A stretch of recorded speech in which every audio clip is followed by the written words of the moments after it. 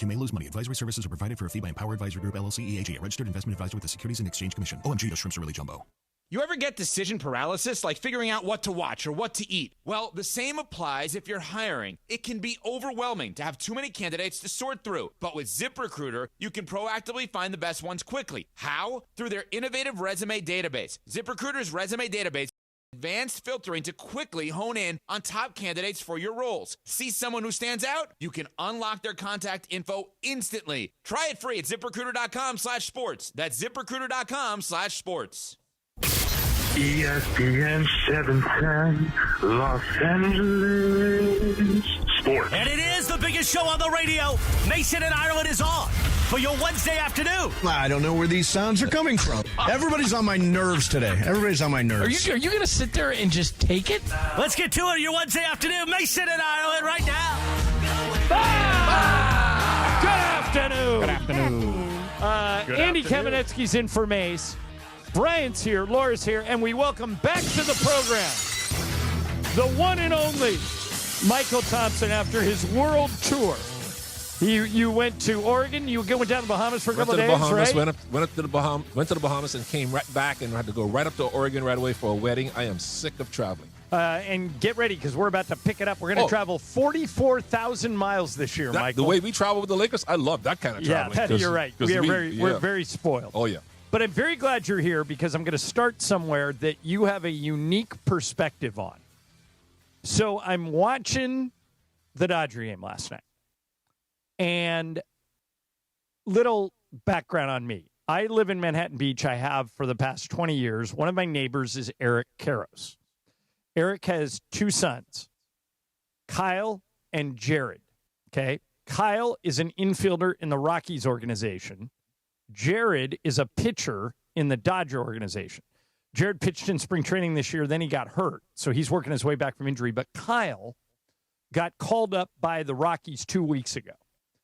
And Eric was at the game last night in the stands when this happened.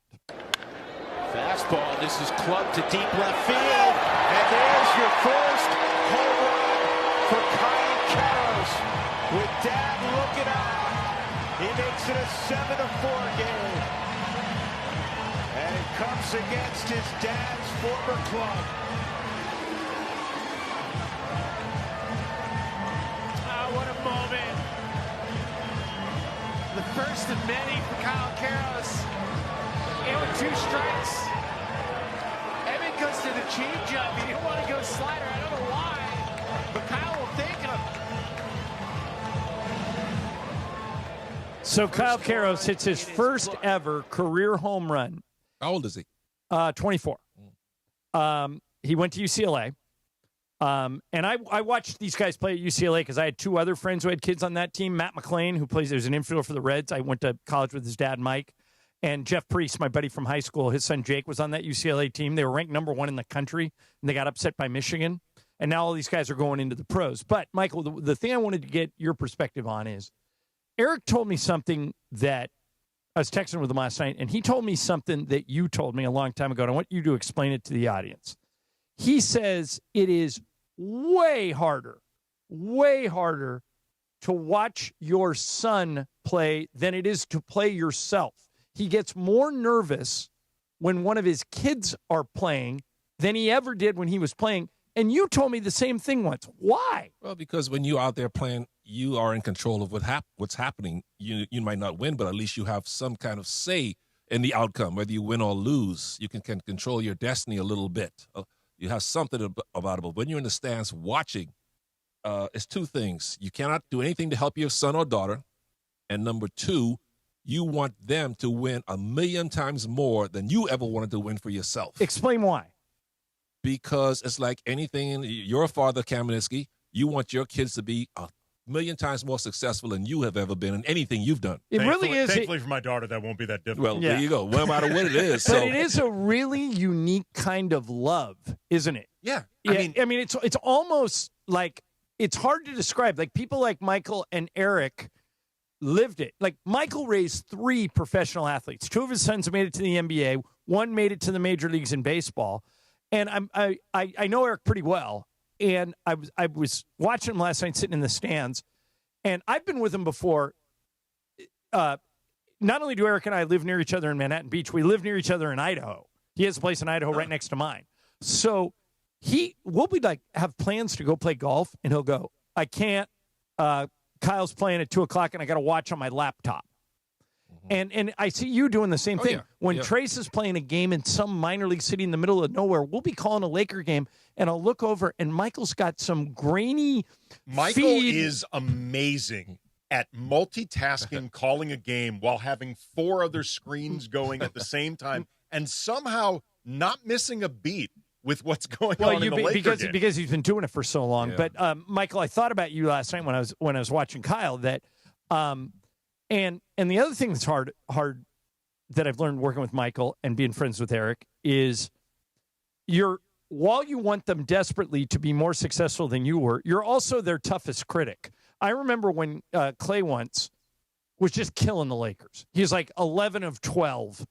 And so I was getting on Michael. I said, Michael, this is bad parenting. He's destroying us. He's 11 of 12. He's the hottest player in the NBA right now. And Michael's response was, oh, yeah, Ireland? How many rebounds does he have? Yeah. Meaning do more than just be a shooter. Be an all-around player. That's what I want to see from Clay because he has that capability. Yeah, you might be hot shooting the ball, but what about your rebound? What about your defense? Don't be a one-dimensional player. So it was really fun for me. Kyle went to Miracosta, same high school as my son. So did Jared. I've been watching those kids since they were 14 or 15 years old. And what's so tough about baseball is such a game of failure. If you go 3 for 10, you're having a great year, or basically. Right now, there are 3 players hitting 300 in all the National League. Yeah, the Dodgers have 2 of them. You can sit there you can go to these baseball games, and you can watch your kid play 5 games, and he could be 1 for 20. Yeah. This is so frustrating. It is a game that as much as the Dodgers have stacked the deck in terms of just the roster, doesn't mean you're going to win. There's only so much any individual player can do, like over the course of a game. Shohei Ohtani, best player in the game. He gets maybe 5 opportunities in a game unless he's pitching, right, to affect the game at all. That's it. Yeah, and he's a DH, so he's not even fielding. Right, but even if you're fielding, though, there may be a game where 3 or 4 balls max come to you. You get 3 or 4 at-bats. That's it over 9 innings. It's really an individual sport masquerading as a team sport. Right. And there's so many politics involved. Michael and I have had many conversations about Trace that's Michael's youngest son. He's in the Red Sox organization. He was the hottest hitter in all the major leagues in spring training. He led the majors in batting average and home runs. He had, Michael, arguably his best spring ever. Yeah, ever. And the Red Sox elected not to put him on the major league roster because he's older. Crazy. And they want young guys. Isn't the only question you should ask is, does that guy give us the best chance to win? It depends where you are right now as an organization. Like, if you are in a rebuilding period, I don't know how the Red Sox would answer this. Right. But if right now they're in contention. Then I don't know why they wouldn't put Trace out there. Yeah, very odd, very odd. But it was very cool to see Kyle Karros hit his first home run, and on a night where the Dodgers won, they'll play. Andy mentioned Shohei Ohtani. Ohtani pitches tonight. The game is at 5:40. You can watch it on Sportsnet LA. How many innings are they going to let him go? I think last time he went 5, almost 5. I think he went like 4 2/3. It was Ohtani's doing that he didn't go 5. It wasn't them yanking him. It was he was starting to struggle. Of course, Coors Field is one of the toughest pitchers parks in the league. But I think, Michael, they would like to. And then they've already announced he's only missed 1 game this year where he had a family emergency. He's taking tomorrow off. They play a day game tomorrow at 12:10. And then they have a huge series against the Padres this weekend. The Padres won last night. So the lead is 2. He's taking tomorrow off? He's taking Thursday off. Have they announced that? Yes. Imagine if you're a Rockies fan and this is the one game you wanted to go see Ohtani play. You and I talk about it all the time. It's even tougher in the NBA when you spend all that money and drive. You told me a story where somebody in your family drove 6 hours to see Stephen Clay play, and the Warriors didn't play either one of them. Yep. I'm trying to find out right now. According to Baseball Reference, I'm looking at Ohtani's career splits. He has only he's only pitched against the Rockies once, and I don't know if that was randomly some interleague game like a few years ago? Right. Because I'm trying to figure out. Does it say what year? It doesn't. I'm trying to okay. get further into that, but I'm trying to figure out, has he ever actually pitched in Coors at all? Yeah, it's a good question. I'm not sure. Well, you can see it tonight at 5:40. All right. When we come back, you've heard of a chicken calling contest.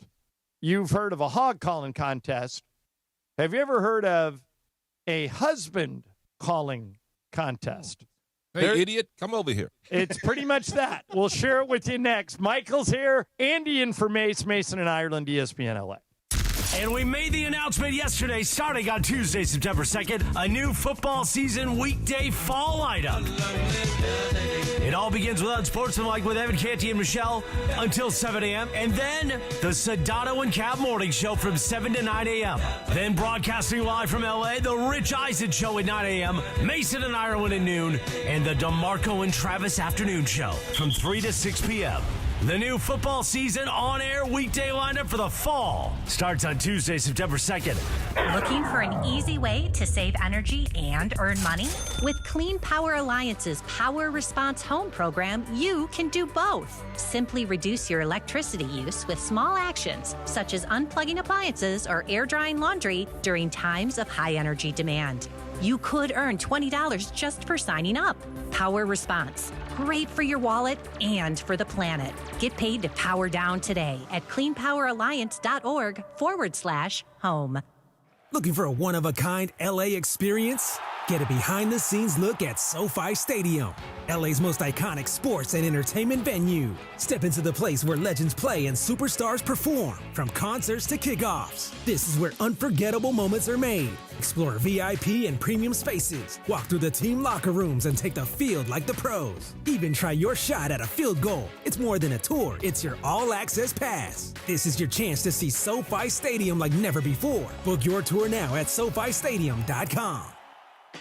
Hey, it's Mase. Get ready, LA. AARP Los Angeles and ESPN LA are teaming up to kick off the 2025 football season in a big way. We're giving 2 lucky winners a pair of tickets to the first professional football game of the season right here in LA. That's right. You and a guest could be in the stands soaking in the energy, the action, and the thrill of game day. No catch, no purchase necessary, just a chance to win an unforgettable experience thanks to AARP Los Angeles. Here's how you enter. Just head to aarp.org/Los Angeles and scroll to the news section. Again, that's aarp.org/Los Angeles. Scroll down to the news section and fill out the entry form. It's quick, it's easy, no purchase necessary, got to be 18 or older, and a legal U.S. resident to enter. Void where prohibited. Promotion runs August 4th through August 22nd. For official rules and to enter, visit aarp.org/Los Angeles. Head over to the news section. This giveaway is administered by AARP.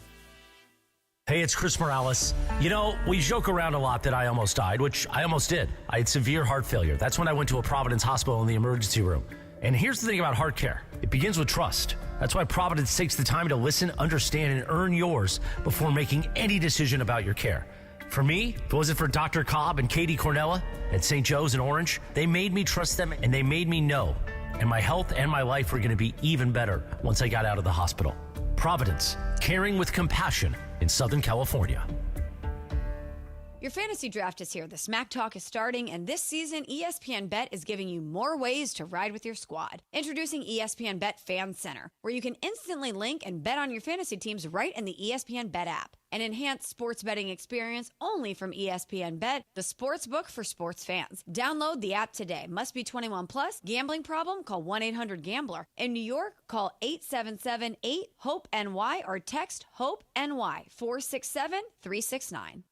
Progressive knows if you have to choose between everyday life and your RV, RV wins. What, are you going to take the RV to the lake or clean out your closet? RV wins! Putting the dishes away or taking the RV camping? RV wins! Cleaning the fridge or taking a trip to the beach? RV wins! You might want to clean the fridge real quick because, mold. We clean out the fridge, then take the RV out. With Progressive, you can bundle your RV with your home or auto and save with a discount and spend more time enjoying those savings in your RV. Progressive Casualty Insurance Company, affiliates, and other insurers. Not available in all states and situations. Hi, this is Matthew Stafford of your Los Angeles Rams. This is Mason in Ireland on your home of Rams football, 710 ESPN.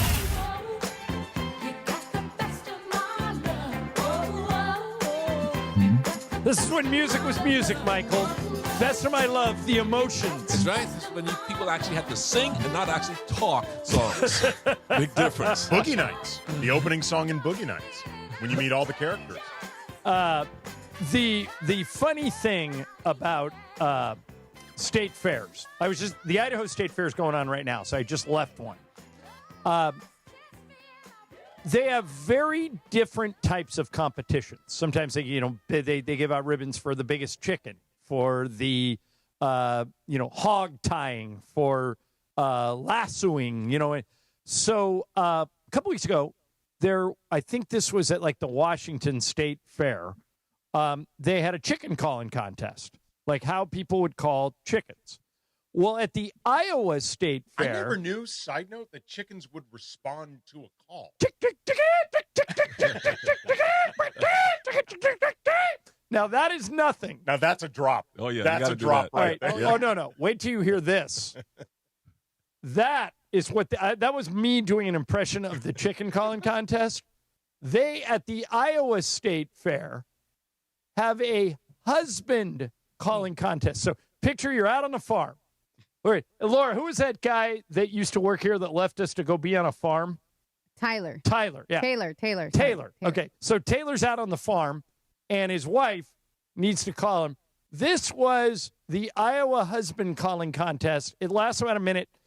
I'll tell you right now, the person at the end is the person who won it. Here it is. Okay, that does it. Now I'm mad. Hold your ears.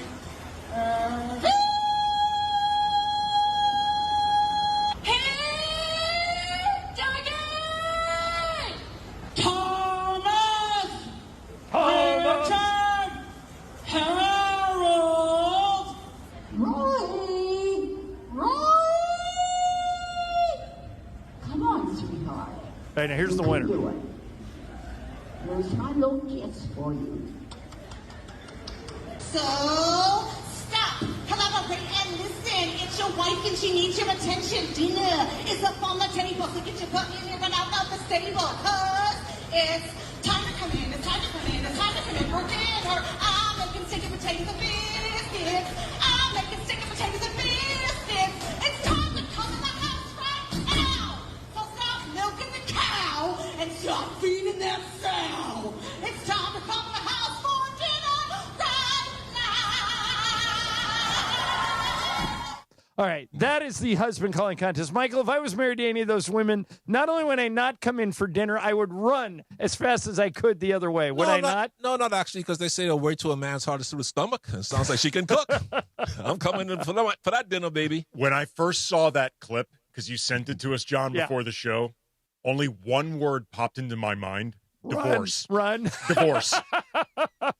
Laura, is that how you would call Christian for dinner if you guys get married? No. Hell no. Well, let's say your call, Laura. How are you going to call him?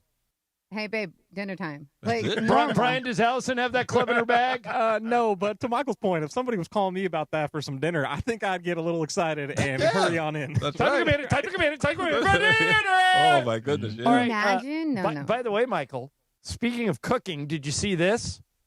Your son, Clay, who's dating Megan Thee Stallion, had some very complimentary words about Megan's cooking. Here it is. It is the best thing I've ever tasted. My favorite meal. The catfish, spaghetti, and Hawaiian rolls. And it just goes down. My favorite meal. Who would have thought? Catfish, spaghetti, and some red sauce. Now, first of all, did he learn that from your family? Catfish, spaghetti, and red sauce? I love spaghetti, but I never thought about combining it with, and you're a chef, Cameron, catfish with spaghetti? Okay, here's the thing. I saw this clip, and I cannot speak to the veracity of how good Megan Thee Stallion's cooking is. I will take Clay's word for it. Yeah. But like you said, I like to cook, so this jumped out at me. Her plating sucks. Really? Her plating is All right, explain awful. what plating is. Like to people that don't know. The presentation of the meal It was bad. on the plate. It is a tiny plate. It's not a very big plate, and it is covered almost basically edge to edge, the entire circumference with food. It's as if she took a to-go box of catfish and spaghetti and Hawaiian rolls and just dumped it onto the first plate that she found. Megan, do better. I mean, like, really. I disagree. I think she's maximizing the amount of food that Clay gets. Bigger plate.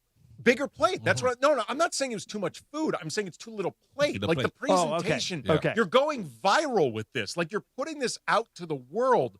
The presentation matters. And you're a chef. Catfish and spaghetti goes together? I think that could work. I mean, I think it could work. It depends on, I think, what is in the breading of the. It was fried catfish, so I think it depends a lot on what is in the breading, fish and spaghetti, the sauce, the sauce, stuff like that. It may also be like a regional, cultural thing, whatever. Again, I'm not going to criticize it until I taste it. However, presentation, Megan. Okay. Presentation. So Mike keeps saying, Andy, you were a chef. At one point, did you do this for money? No. I just like to cook. You're a foodie. I love to cook. Yeah, he can cook. All right. So one of my friends, my friend Glenn, is a really, really good cook. He was a chef on a boat like 30 years ago. Then he went into a really successful career in advertising, in the movie business. He's got another project he's working on right now, an internet company. And I was texting with him yesterday, and he sent me this food that he made, and it looked incredible. And I said, man, you should really try and be a chef for real. And he wrote back, he goes, I think I'm going to do it. How hard is that to do? Very. Is it? Oh, yeah. It is a very, very It's like difficult. art. It's like art, yes, man. Absolutely. It is very, very difficult. It's a real skill. I know his brother owns a restaurant. That's a nice in. Well, but talking somebody into hiring you as a chef is hard, There's right? a great documentary. I mean, it's not apples to apples in terms of chef work, but it involves food, and it goes back to the Lakers.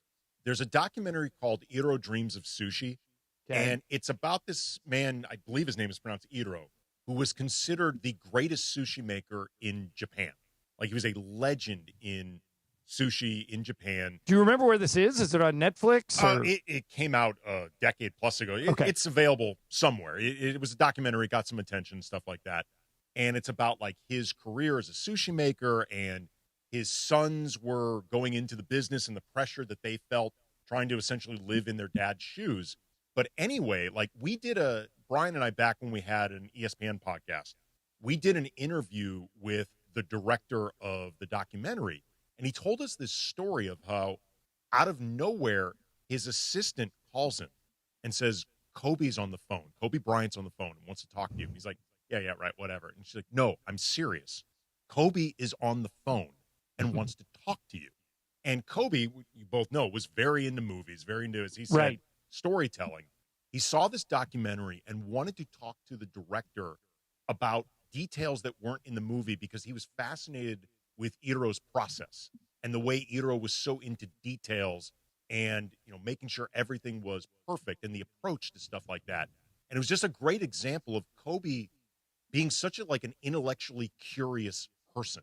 Like Kobe's one of the smartest athletes I'd ever been around. I don't mean just like basketball smarts. I mean, like, he's a smart guy, and he wanted to learn more about greatness on all these different levels. So, I'll leave you with this because we're talking about food.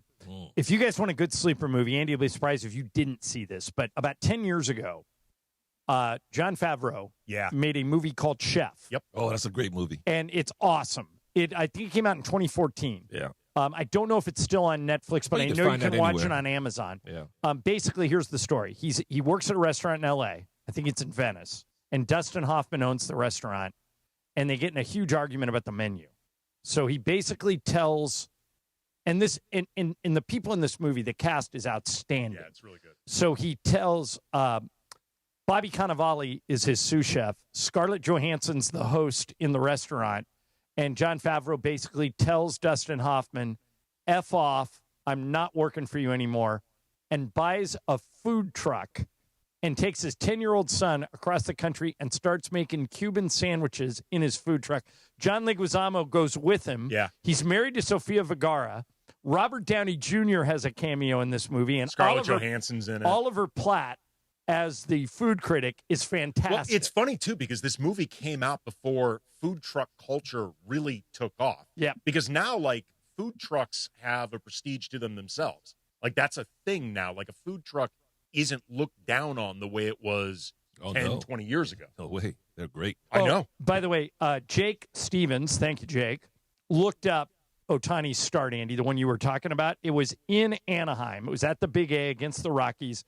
7 innings, 5 hits. But you really throw it out because it was in Anaheim. I don't think he has ever pitched in Coors Field, and he will tonight at 5:40 on Sportsnet LA if you want to check it out. All right, coming up next, we'll spin the wheel of questions, and we'll ask Andy a question that Michael and I have been trying to figure out. You've heard it if you listen to the show, and we're going to get Andy's perspective on exactly why and where all this LeBron hate is coming from. We won't dwell on it because we've already beat this horse, but we'll spin the wheel, get Andy's thoughts on that. Sports Graffiti at the top of the hour. Mason and Ireland, ESPN LA. Hey, it's Rich Eisen from NFL Network. The Rich Eisen Show is coming to 710 ESPN and the all-new ESPN LA app. Tuesday, September 2nd from 9 a.m. to noon, right after the all-new Sedano and Cap Morning Show. The Rich Eisen Show, broadcasting live from Los Angeles every weekday. And now coming right here to ESPN LA. LA's mega sports station, 710 ESPN, the new home of The Rich Eisen Show in the Southland. Accident or injury, call Jacob and Ronnie. Call Jacob. Hey guys, it's Sedano. As a sports fan, you always want your team to be well coached and win. You know who's always winning? My guy, Jacob. If you've been injured in a car accident, slip or fall at the store, rideshare accident, whatever it is, it would feel like you lost. Call Jacob. Jacob knows the opponent's weaknesses, how to exploit them, and attack the insurance company to provide you the victory that you deserve. So call him at 844-24-JACOB, 844-24-JACOB, or visit him online at calljacob.com. Call Jacob. The Rich Eisen Show is coming to ESPN LA on Tuesday, September 2nd, 9 to noon. A unique blend of the biggest newsmakers and playmakers join his show each weekday. Plus, Rich's credibility and sports knowledge is unmatched. The Rich Eisen Show comes live from El Segundo each weekday and joins our family at ESPN LA this fall. Dealing with slow drains, dips in water pressure? Trust the experts at NextGen, the official AC heating, plumbing, and electrical company of SoCal sports fans. Their expert technicians fix even the toughest of jobs. Get your stubborn drains working again with expert drain clearing for just $88. Plus, enjoy peace of mind with their 30-day guarantee. Call NextGen now at 833-3NEXTGen or visit nextgenaaronplumbing.com to book online. CSLB number 1011173, 30-day guarantee and $88 drain clearing requires accessible clean-out and camera inspection.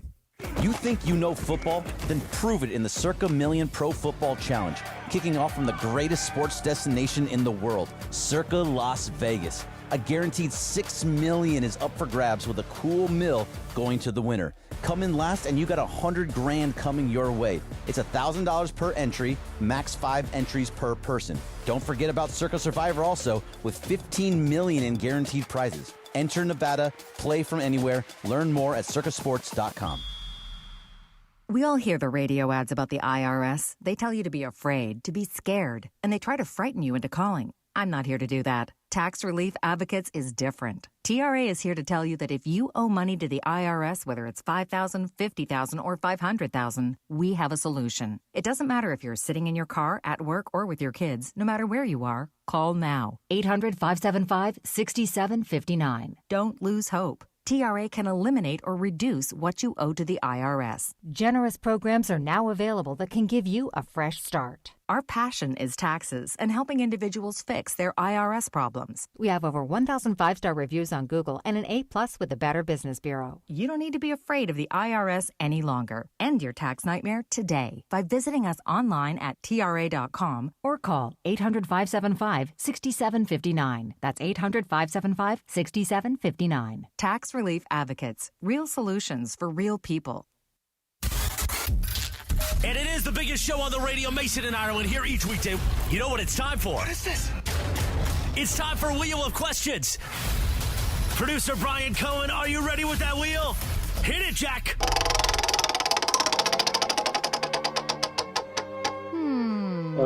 That's a dumbass question. Might be. All right, guys. So yesterday we talked a little bit about dating, right? And how people are trying to meet up organically and not on dating apps. But I did want to bring up a dating app because two of my girlfriends that work in radio, and I will not name them because they are in LA radio, have a new app called the T Advice app. Your mic isn't on, Michael. Go ahead. I said Lindsay and Emily? No, they do not work here, but Okay. they do work for other radio stations in LA. And they're constantly posting like things about the T app. So apparently this is only for women, and you basically type in a guy's information and it'll come up. And women are like saying, oh, they're green flags, red flags, right? So they're kind of giving you the inside scoop on these men that they've dated. So if you, like, let's say so it's like their dating history is essentially on display? Yes, whether it's good or bad. So my question to you guys is... So it's like Yelp for dating. It is like Yelp for dating. They've had some data breaches, but apparently it's like the thing. You can't... Sounds like the thing is one big data breach, to be honest. I mean, yes, but if you're dating a creep, I would like to know, you know? So now women can get that scoop. Anyways, so I want to know if your significant others would be on this dating app. Do you guys think like Lisa would be on it or Julie would be on it? Yeah. And Brian, you actually admitted something to me. Is Allison on something like this? No, she checked it out because this went viral a couple weeks ago. So she was like, oh, let me see what it's all about. And then we kind of looked to see if any of our friends were on there. Right. And were they? They weren't. No. We're getting shamed. All right. So would Lisa partake in this app? Yeah, sure. I mean, I think that she'd be happy to warn other women about all of my idiosyncrasies, especially if we ever split up. But yeah, I think most women would look to help other women because here's one thing about guys. Most guys are dogs. Most guys, not everybody. 98%. But most guys, I don't know if it's that bad. Most guys are dogs. I mean, the three of us are happily married, but if you asked us to get our 10 best friends, it'd probably be about 50-50 with all three of us if they are happily married or regret getting married. But I have no issue with the women having their own corner of the store. Michael, do you? I guess not. I guess that's what they want to do, and they feel a little camaraderie doing that and helping each other out. No big deal. Andy, what do you think? I mean, I could see where, from a woman's perspective, it could be good to know some of the stuff just from safety issues and things like that. If you're actually meeting someone that you don't know at all for the first time, and this person could be legitimately sketchy, it could be good to know about that. When we were talking before, like, would your wife use this? First thought that went in my head was based on how many times she looks into the windows of other houses every time we're like taking a walk. I'm guessing the answer is yes. Your wife's a peeping Tom? Yes, but but out in the open, no peeping. Oh, she's not doing it secretively. She just loves. She's Latina, man. Trust me. Yes. Yeah, exactly. It is very much a thing. She loves to look through all the windows. And then judge about how well they're keeping their homes and how dirty the homes ultimately are. That part, yeah. You can see all that just from looking through a window? Oh, Michael, she can see them. Well, she's a $6 million woman. When it comes to this, Michael, yes. There's a whole world going on out there that goes right over our heads, isn't it? Yeah. That we just have nothing. Michael and I are simple creatures. I know. We want a hotel room and a good concierge. I just go ride on my e-bike with a cigar. That's all I do. That's a show right there. That's the opening of Three's Company right there. Oh, that's so relaxing. Yeah. Okay, so Andy, you are, along with your brother, involved with the Locked on Lakers podcast. Yeah, it's are you available not? 5 days a week everywhere you get your podcast, Monday through Friday. Always free, never behind a paywall. And I heard a rumor. I just wanted to ask about this rumor. Is there a YouTube component? Yeah, for the sickos who like to watch, there is a YouTube component. Okay. So you talk about the Lakers as much as Michael and I do, if not more. Plus Lakers talk every week right here on the station. Michael, and I've done this for like the past month and a half, but I haven't done it with you. So I want to get your thoughts on it. Michael and I do not understand. And I don't believe it. The LeBron hate. I don't believe it. But I keep explaining to him that it is legitimately real. No, it is real. Yes, it is. No, it's not. As somebody who talks to Laker fans pretty much 5 days a week and then again on Lakers Talk, what is your theory as to where this hate is coming from? I think it stems from when LeBron first arrived here. It felt very transactional to a lot of people, and he seemed kind of disconnected from the team. He seemed very much just arriving and waiting for the team to be revamped the way he wanted it. Remember during that period where Anthony Davis was very outwardly trying to get himself traded to L.A., and LeBron was very openly, without coming out and saying it, but it was obvious, wanting AD to get traded here. It was leaving a lot of the younger teammates in the lurch. Remember in Indiana, there was that road game where the crowd was chanting to Brandon Ingram at the free throw line, LeBron's going to trade you. Right. So I think from the beginning, it always felt very transactional. It felt like Clutch kind of big-footed the organization, and it became LeBron's playground. This is a guy, by the way, you're asking me for where it all comes from. I know. Giving it to you. I'm giving you plenty of space here. This is also the guy that arrived previously seen as Kobe's rival. The two of them were pitted against each other a lot, even though they never really played for big stakes. But they were pitted as rivals. In a lot of Laker fans' minds, LeBron had been elevated to a higher status than Kobe, despite the fact that Kobe had 5 championships and LeBron, at that point, when this first started happening, didn't even have 1. And then I just think after a while, it's just felt to a lot of Laker fans like LeBron has never been truly connected to the franchise, that it's always been more about wanting to live in Los Angeles, which I think, to be honest, to some degree is true. I think he takes pride in being a Laker. I think it matters to him. But let's be honest, he is here first and foremost because the Lakers are located in Los Angeles. Like, that's just honest. We're all being honest about this. It's the truth. Okay. So they've never felt a true connection to LeBron.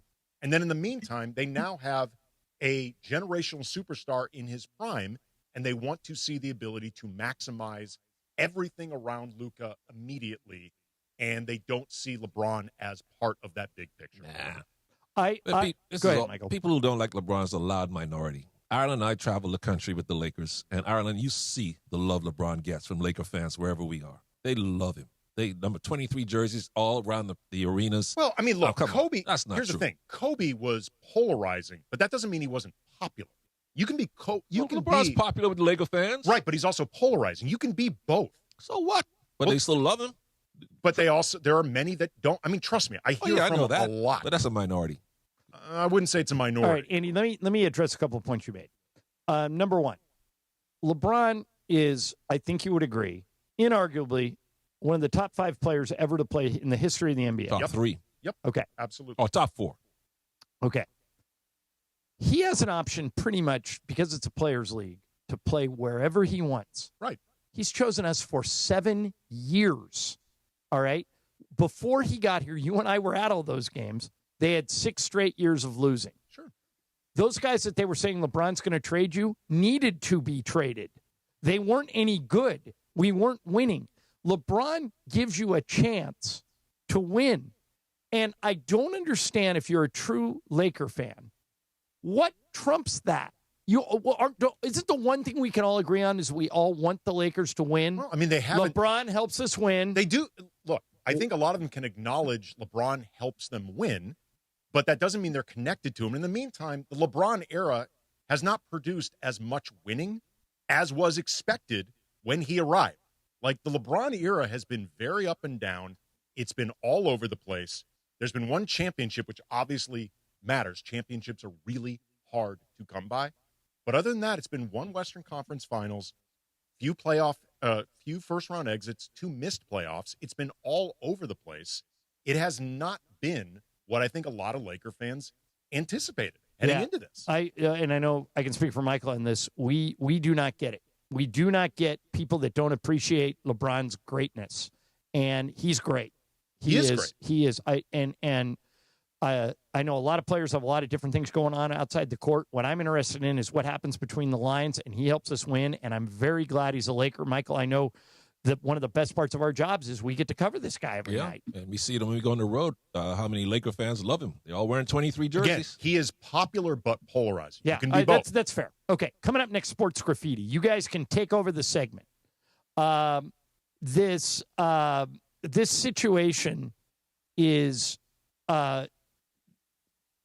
Sports Graffiti is your segment. You guys can talk about it, whatever. You can cover anything that we brought up, but you also can go off the board and talk about anything you want. 877-710-3776.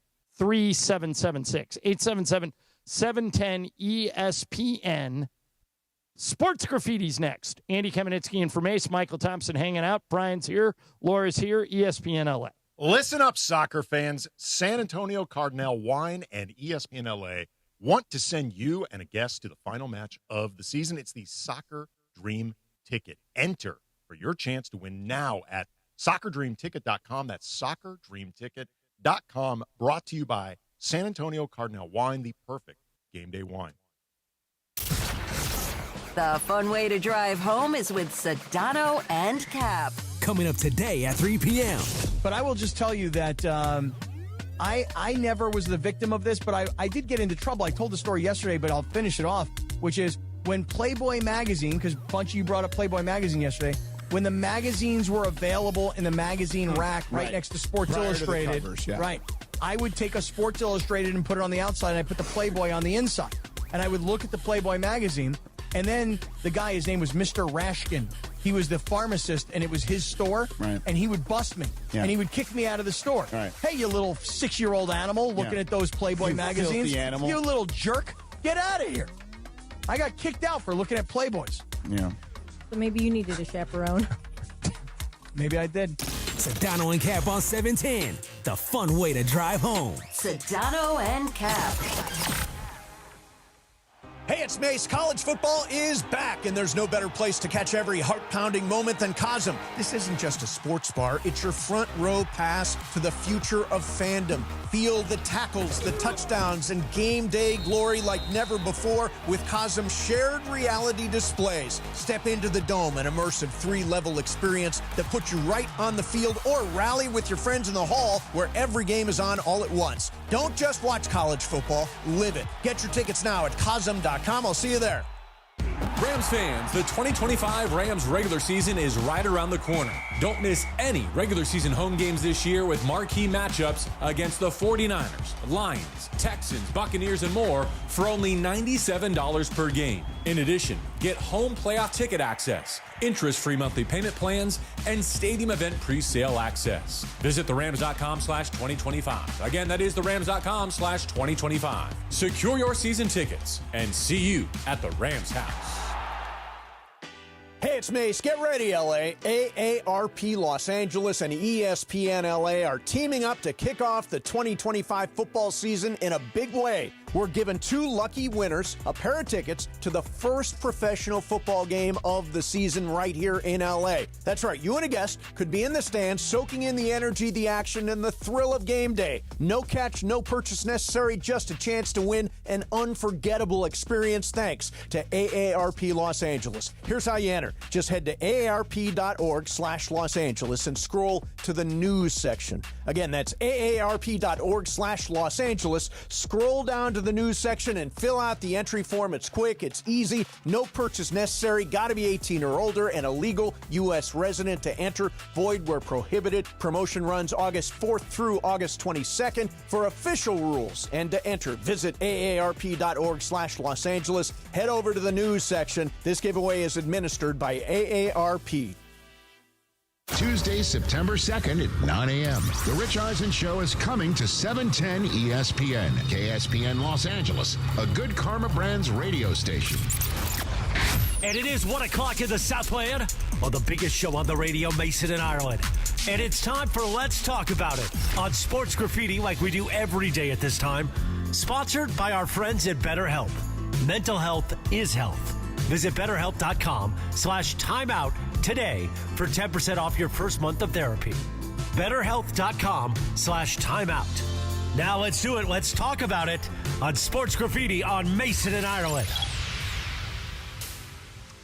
All right, Sports Graffiti time. Andy Kamenetsky filling in for Mase. Michael Thompson's hanging out. Brian's here. Laura's here. And here we go. Mike, you're up first on Sports Graffiti. What do you got? Hey, John. So yesterday you were talking about why you don't understand how like Democrats and Republicans are not friends. Right. Well, the thing I brought up, Mike, was that 90% of people now say they don't have a friend that is opposite of them politically. So 90%, like for example, 90% of any pick any 100 people, only 10 of them would have friends outside of their own party. That's what we were talking about. But go ahead. Correct. So my thing is that I actually totally understand that. You have one side of the party. You have one side, that's completely polarized.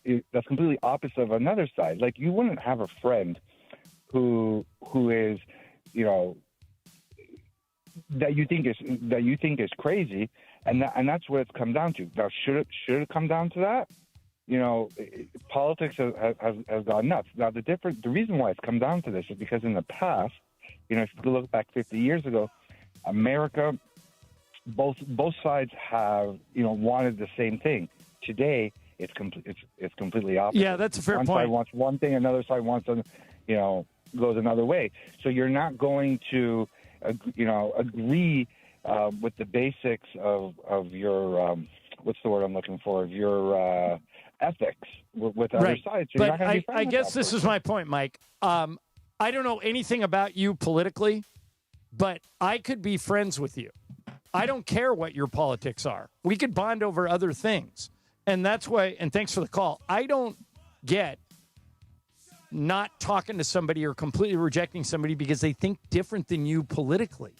I have tons of friends on both sides of the aisle, and I know it works, but you got to be open to doing that. Clarence, you're on Sports Graffiti. Hi, Clarence. Hey, John. Hey, true words were never spoken, bud. That was very good. Michael, you're funny. I love you. Oh, thank you. Thank you. Yeah, you got it, bud. And also, Andy, you're funny. And I just want to let you know, you guys were talking about that dating app thing. Yeah. Where you check the history. Yeah. Andy, you should know this. It's on Amazon Women of the Moon, 1987. There's a skit with Rosanna Arquette and Steve Guttenberg that talks about the same thing. She runs his credit history. Oh, my God. I haven't seen that movie in a long time. Well, it's going. He's going back 38 years. Yeah. It's the same thing, man. Well, watch it again. It's funny. All right. Thanks, Clarence. That's funny. Here's Ben. Hey, Ben, you're on Sports Graffiti. Go. Yo, John, Brian, Andy, Laura, Mike, we love you guys. Just wanted two things real quick. On the LeBron conversation, I know so many people that don't like LeBron. I think they're casual fans. I'm just going to get right past that. Second thing, I know we're in L.A. I know we don't care about the Colts. What are the Colts doing starting Daniel Jones? What are we thinking? That's crazy. Well, if I were another team, I would go make an offer for Anthony Richardson. Yeah. I think when they came out yesterday, 100%. I think when they came out yesterday and said Daniel Jones is our starter for the season, that's a bat signal to the rest of the NFL. If you want Anthony Richardson, come give us a second-round pick. And I would do that. I don't think you can get a second-round pick for him right now. He hasn't been good enough. Now, I think. So what do you think the price is? 4th or 5th. If the Rams could get Anthony Richardson for a 4th or 5th round pick, I would do it yesterday. Yeah, the Rams are in the conversation of shatter. Yeah, interesting. I mean, look, Anthony Richardson clearly needs a change of scenery. I don't know if he's going to flourish somewhere else, but it's grown clear it ain't going to happen in Indianapolis. Yeah, it just seems they drafted him with a top 5 pick, and they've given up on him. Yeah, I mean, what did you think you were drafting? You drafted a guy who had 5 college starts. 13. But still, I mean, that's not a lot of starts. Yeah. And you got to develop them. I don't know what they're doing. Here's Don. Hey, Don, you're on Sports Graffiti. Hi. Hey, guys. Hope everybody's doing good today. I just want to say a couple things. The first is I'm not real thrilled about the realignment of the schedule. Laura, I love you on the show. I think you do some great things, but good luck with the future. But anyway, that wasn't what I called for. The reason I called was, John, you're talking about the LeBron thing again, and you're kind of beating a dead horse with it, but I get it. But, the biggest thing is, for me, it's like I feel like LeBron came to L.A. because it's L.A. I don't think he came here because he really wanted to be a Laker. And to me, it might be a poor analogy, but imagine if your wife said, I'm not all that thrilled with marrying you, but you know what? If I marry you, I can live in L.A. and I'll have a nice home and everything else. So that's my thing with LeBron. I just think he's a carpetbagger. I don't see the commitment. Well, he didn't pick the Clippers. He could have picked the Clippers, but he chose the Lakers. Yeah, no. By the way, let's not push it, Michael. What do you mean? It's L.A. Could have picked any team, but any team would have taken LeBron. But he could only pick one of 2 teams in Los Angeles. In L.A. Live here. So he had one of 2 choices. Why not the Clippers? Oh, it's the Clippers. He could really run that team. Here's Elvis. Hey, Elvis, you're on Sports Graffiti. Hi. Hey, good afternoon. So to touch kind of on the LeBron thing, part of the reason people may be, because I'm closer to your age, I think, John, he came in with such high hopes. Andy kind of touched on it. He came in with the king, the chosen one, and we've only won one championship. And not to disregard that because it was COVID. That's probably a harder championship to win. It wasn't his fault, Anybody though. had a shot. It wasn't his fault. It was It Jokic's fault. Couldn't beat that sucker. Oh, Denver yeah, always had our number. I just, putting it simply, Elvis, I think that it's a players' league now, and these players have a choice of where they want to go, especially the elite players. He has chosen here, and the backlash is surprising to me. I know and that one guy said we are beating a dead horse. The only reason I wanted to bring it up is because I hadn't done a show with Andy and gotten your opinion on it. Because Andy hates him, too. No, he doesn't. And most rational people don't. Look, again, I understand a lot of this. I think it's been a very transactional relationship between LeBron and the Lakers.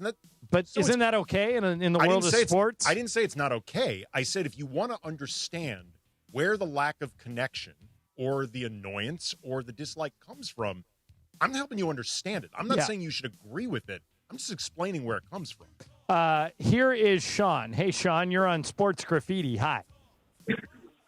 Hey, guys. So I've been waiting. Did we lose him? Sorry about that, Sean. We lost you. Here's Danny. Hey, Danny, you're on Sports Graffiti. Go. Hey, guys. Good afternoon. Good afternoon. Michael Johnson. Hey. I've always wanted to ask you this question. John, Andy, you guys could weigh in also. Michael, if you were center court and you could watch any game, anybody in their prime, give me your starting five on both sides. Oh, you mean in basketball? I'll take in the NBA? Basketball, yes, sir. Yes, sir. Anybody in their prime. Oh, that's a great I'll question. listen off the air. All right, thanks, man. Great question. Small forward, Dr. J in his prime. Great When he answer. was in the ABA, we didn't see the best of Dr. J in the NBA. ABA, center, Wilt in his prime. I want to see that 100 points. Point guard, of course, we've already seen that in Magic. We've already seen Steph, so we don't need to see that again. But another guard, we've seen Jordan, so I want to see that again. But who else in the backcourt? I guess Jerry West in his prime. I would love to see that. Yeah. Because we've already seen Kobe. And so I saw West, Magic. You got one forward spot left. And, I said, and Elgin Baylor. Yeah, because Chick Hearn told me he was the greatest player he had ever seen. I've had multiple people, Andy, tell me that Elgin Baylor was Michael Jordan before Michael Jordan. He just wasn't on TV. Yep, absolutely. Michael, you went in the direction I would have gone, which is pick guys that I did not get to see in their prime. Which, by the way, really lets you know how great Magic was because not only did you see Magic in his prime, you played with him, and you still chose him. Yeah, I mean, I think of the point guards, the great ones today, Steph, John Moran, who's the most exciting player I've ever seen in basketball, but Magic was just weird to watch a guy that size do what he do. Here's Joey. Hey, Joey, you're on Sports Graffiti. Go. Okay, I want to settle this. Michael Jordan is better than LeBron. LeBron is the greatest NBA player of all time. Jordan is more talented, but as far as NBA player, who can pass LeBron? Points, rebounds, assists, steals. I mean, just rack up his, career. How does Jordan beat him as an NBA player? You can say LeBron is a better, more talented basketball player, but a better NBA player I don't think we have ever seen. I think what it comes down to, Michael, is that Jordan was 6-0 in the finals, and LeBron is at what age was he, Andy? 4-7? 4-6. And the thing about Jordan, what puts the edge over for me with Michael Jordan, you couldn't rattle him. I mean, this guy's mind was so steel freaking strong. Guys like him and Kobe, they were both alike in that. No matter what you threw at him, he never got deterred or got rattled or shaken. Even though the Pistons beat him up and threw him down and tried to basically push him out of the game, he never took a backward step. He was the ultimate competitor. What I think, though, is unfair to LeBron, and I'll be honest, I don't care about the GOAT conversation. Like, I find it boring. Come on. I do. I think it's boring. Who's the greatest chef ever? Hero, the sushi man. There you go. Come on. It's fun. What I think, though, is unfair in a lot of ways to LeBron is Michael Jordan, he's 6-0 in the finals. But it took him a long time to get there, at least in terms of the way people were waiting for him. It took a while. Well, he had to go through the Pistons, Celtics, and Lakers. Sure, but there was a lot of losses. And people forget that there was a period where Jordan was described as the guy you couldn't win with. Like Michael Jordan was too selfish. He's too obsessed with scoring. you can't win with him. LeBron got to the finals quicker. He got to the finals with a terrible Cleveland team. Like LeBron. His competition wasn't as tough as what Jordan had to put up with. Come on. Not even close. You're talking about the Hall of Fame Celtic teams he had to beat. The Hall of Fame Piston teams that had his number for a while. Give the guy a break. You see who he had to go against? You don't think LeBron played against some really good teams? The New York Knicks with Charles Oakley. I like Oakley. To Michael's point, Andy, there were fewer teams, so they were more concentrated. Right, with but you stars. could also argue that the talent has gotten better over time, so LeBron was playing against better competition. No, the teams are. Oh, you're now one of these old men on your lawn. Well, Andy, I don't think we'll ever see this again. There was in the 87 finals, there were times when there were 9 Hall of Famers on the court at the same time. I don't think we'll ever see that again. Absolutely. Yeah. But Jordan LeBron, had a tougher, what's the word I'm looking for here? Tougher road than LeBron. Way tougher. Okay. Well, that's why it took him 8 years to get to the finals.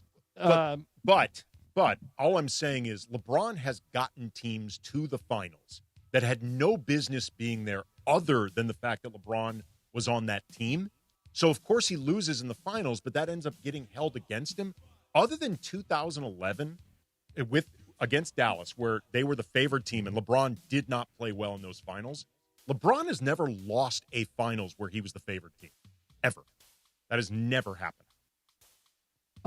Because the Warriors were favored in all 4 Warriors or 5 were always of those favored. things. Yeah. Warriors. I mean, LeBron has never lost as a heavy favorite other than 2011. Here's Chris. Hey, Chris, you're on Sports Graffiti. Go ahead. Hey, gentlemen. You have a bunch of complex topics to choose from, and just real quickly though, as far as the political topic, John, I think as the other caller said, the political parties are at such opposite ends now, probably never been seen before. That's why you have people not being able to understand someone else's view. And for me, I have a friend that I haven't spoken to recently because of that. And the analogy I use is if someone believed in slavery and I didn't, I can't find other common ground because we got a major difference of who we are as people. So that's that. I understand now how things could be that way, whereas before they weren't. As far as LeBron, Andy is correct in my opinion that I think there's a lot more people who really we don't necessarily not want LeBron here. I love LeBron. He's great. He's talented. He's helped the Lakers win. But there is not a connection that we had with others that have been here. And that's why there's less, I think, understanding and sympathy for him going through different things as far as off the court. There's a lot of drama involved with him. He seems very pampered. And like the other caller said, I think that's a great analogy too. Marrying me because I live here in L.A. So, a lot of us appreciate him. Don't get me wrong, but there's a lot more people in L.A. who are okay if things don't work out and LeBron's not here, even though obviously he puts us in a better position to win. And it's complex. It's weird. I know it makes no logical sense. Yeah, but it's true. And and you know where you find out the information? Go to the barbershop. That's where you find out. Amen. Oh yeah. Yeah, amen. I mean, that's where actually he just hit on a really important piece of this. Regardless of how you feel about it, I think even a lot of Laker fans who really like LeBron feel like this time has run its course. Like this chapter for the Lakers has run its course. There's really nowhere else for it to go. And especially with Luka here, I'm not saying they have to be separate things, but that feels more exciting moving forward than whatever lies ahead with LeBron. All right, let's talk about it on Sports Graffiti. Is sponsored by BetterHelp. Mental health is health. Coming up next, UCLA decided, Deshaun Foster, the football coach at UCLA, decided to follow Lincoln Riley down a road, which I think is a huge mistake for both of them. I'll tell you what the mistake is coming up next. Be sure to join 710 for our summer tradition at Hollywood Park Casino, the ultimate fantasy football draft party. You can win a spot for you and 3 friends once you hear the cue to call. It's all happening Thursday, August 28th, Hollywood Park Casino. Going to be a party. Listen all week for a spot in the ESPN LA fantasy football draft party. Guess what's coming to your morning drive on September 2nd? Bing, ba-dum, bum. Yeah. Ooh, bing, ba-dum, bing. That's right, the Sedano and Cap Morning Show. Coming this fall. Tuesday, September 2nd at 7 a.m. Right after Unsportsmanlike with Evan Canty and Michelle. He didn't call you Sedano? Wake up with Sedano and Cappy. No. Also lame. This football season. You are a bit killer. On ESPN LA. You say Kikuchi. Be sure to catch Let's Talk About It on Sports Graffiti. Weekday afternoons at 1 p.m. on Mason and Ireland. Sponsored by BetterHelp. Mental health is health. Visit BetterHelp.com/timeout today for 10% off your first month of therapy. BetterHelp.com/timeout. Accident or injury, call Jacob and Ronnie. Call Jacob. Hey, it's Mase. If you're injured in an accident, you got to call my guy Jacob. Why? Because his team will hold your hand throughout the entire process. He's been handling cases since the 90s. The consultation is free. He'll deal with the insurance company on your behalf, and you only pay Jacob if he wins. He's got the reputation and the clout to get you the compensation you deserve. Call 844-24-JACOB. That's 844-24-JACOB, or visit calljacob.com. Call Jacob.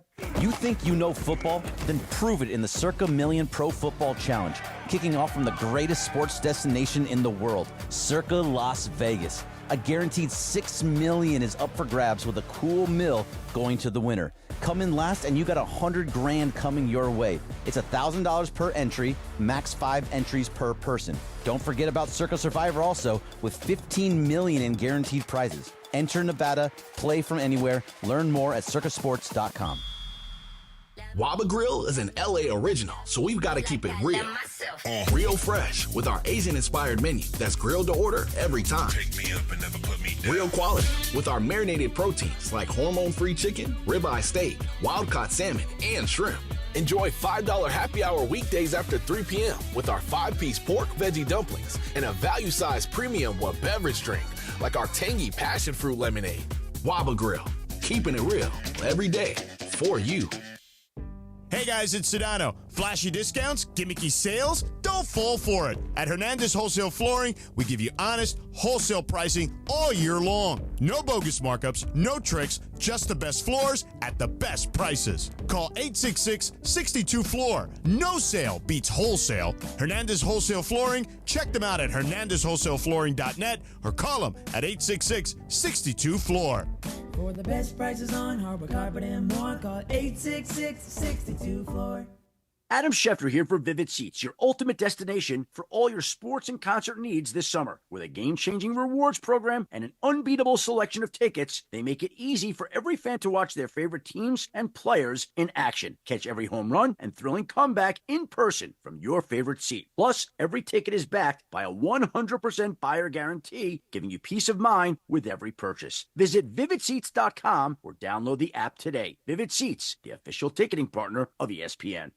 Your fantasy draft is here. The Smack Talk is starting, and this season, ESPN Bet is giving you more ways to ride with your squad. Introducing ESPN Bet Fan Center, where you can instantly link and bet on your fantasy teams right in the ESPN Bet app. An enhanced sports betting experience only from ESPN Bet, the sports book for sports fans. Download the app today. Must be 21 plus. Gambling problem? Call 1-800-GAMBLER. In New York, call 877-8-HOPE-NY or text HOPE-NY 467-369. And it is Mason and Ireland, the OGs of LA Sports Radio. Like, that's the problem in the world, is there aren't enough happy shows, fun shows. Mason and Ireland. 710 ESPN.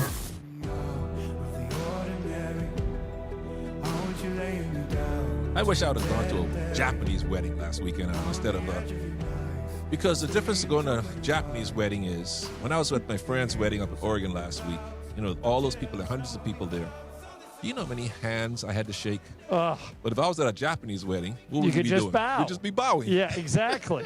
Mike and I have been trying to get the bow to catch on. I was surprised during the break you said that the debate yesterday was what's worse, sticking your nose in somebody's sandwich or sticking your hands in a bowl of chips. Yes. And you say, I stick my hands in a bowl of chips. Yuck. Bergman puts his nose right up against somebody's sandwich, and you say what I did was worse. Yeah, because the burger was just smelling Trudel's sandwich. I can live with that if someone just smells my sandwich. No.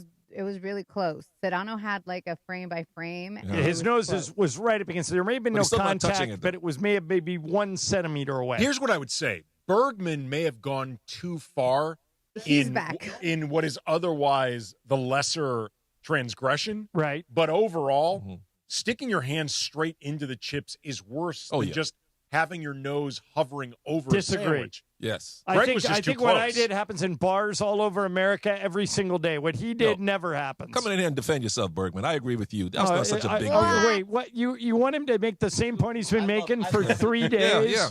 All right. I'll get up and leave right after. Michael, you are correct. I did not touch the sandwich with my nose. You touched the chips. That's the end of the story. There's nothing left to. Your new nickname is Sandwich Sniffer. And yours is Chips Toucher. What do you want? What's the difference? That sounds like saucy comeback. The Sandwich Sniffer sounds like some type of bandit. It's going around Los Angeles. The subway walk around sandwich to sandwich, sniffing their sandwich. Craig Bergman, Sandwich Sniffer. Why did you sniff the sandwich? Who smells a sandwich? Oh, it smelled good. I don't know the onions and everything on it. Or something? All of it. Why the get aroma that was close, really nice. though? What was that? Why get that close? Because it was right there. It was right in front of me.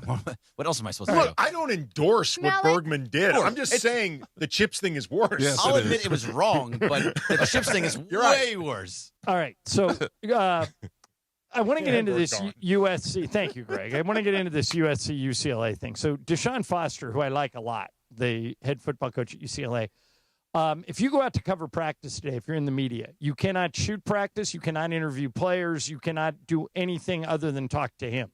What? Lincoln Riley does a similar thing over at USC. They have very limited access to players, and they don't let you shoot practice at all. We're talking about insecure coaches. Right. Here's my thing. This is the number 2 market in the United States. If you are a scholarship football player at USC or at UCLA, I think you should get a full college experience. They should prepare you. Right. I was watching a Cowboys documentary last night on Netflix. By the way, it's great. And if you watch Troy Aikman and how well-spoken he is, that started when he was at Oklahoma and UCLA, when he was a college student, and he learned how to do interviews.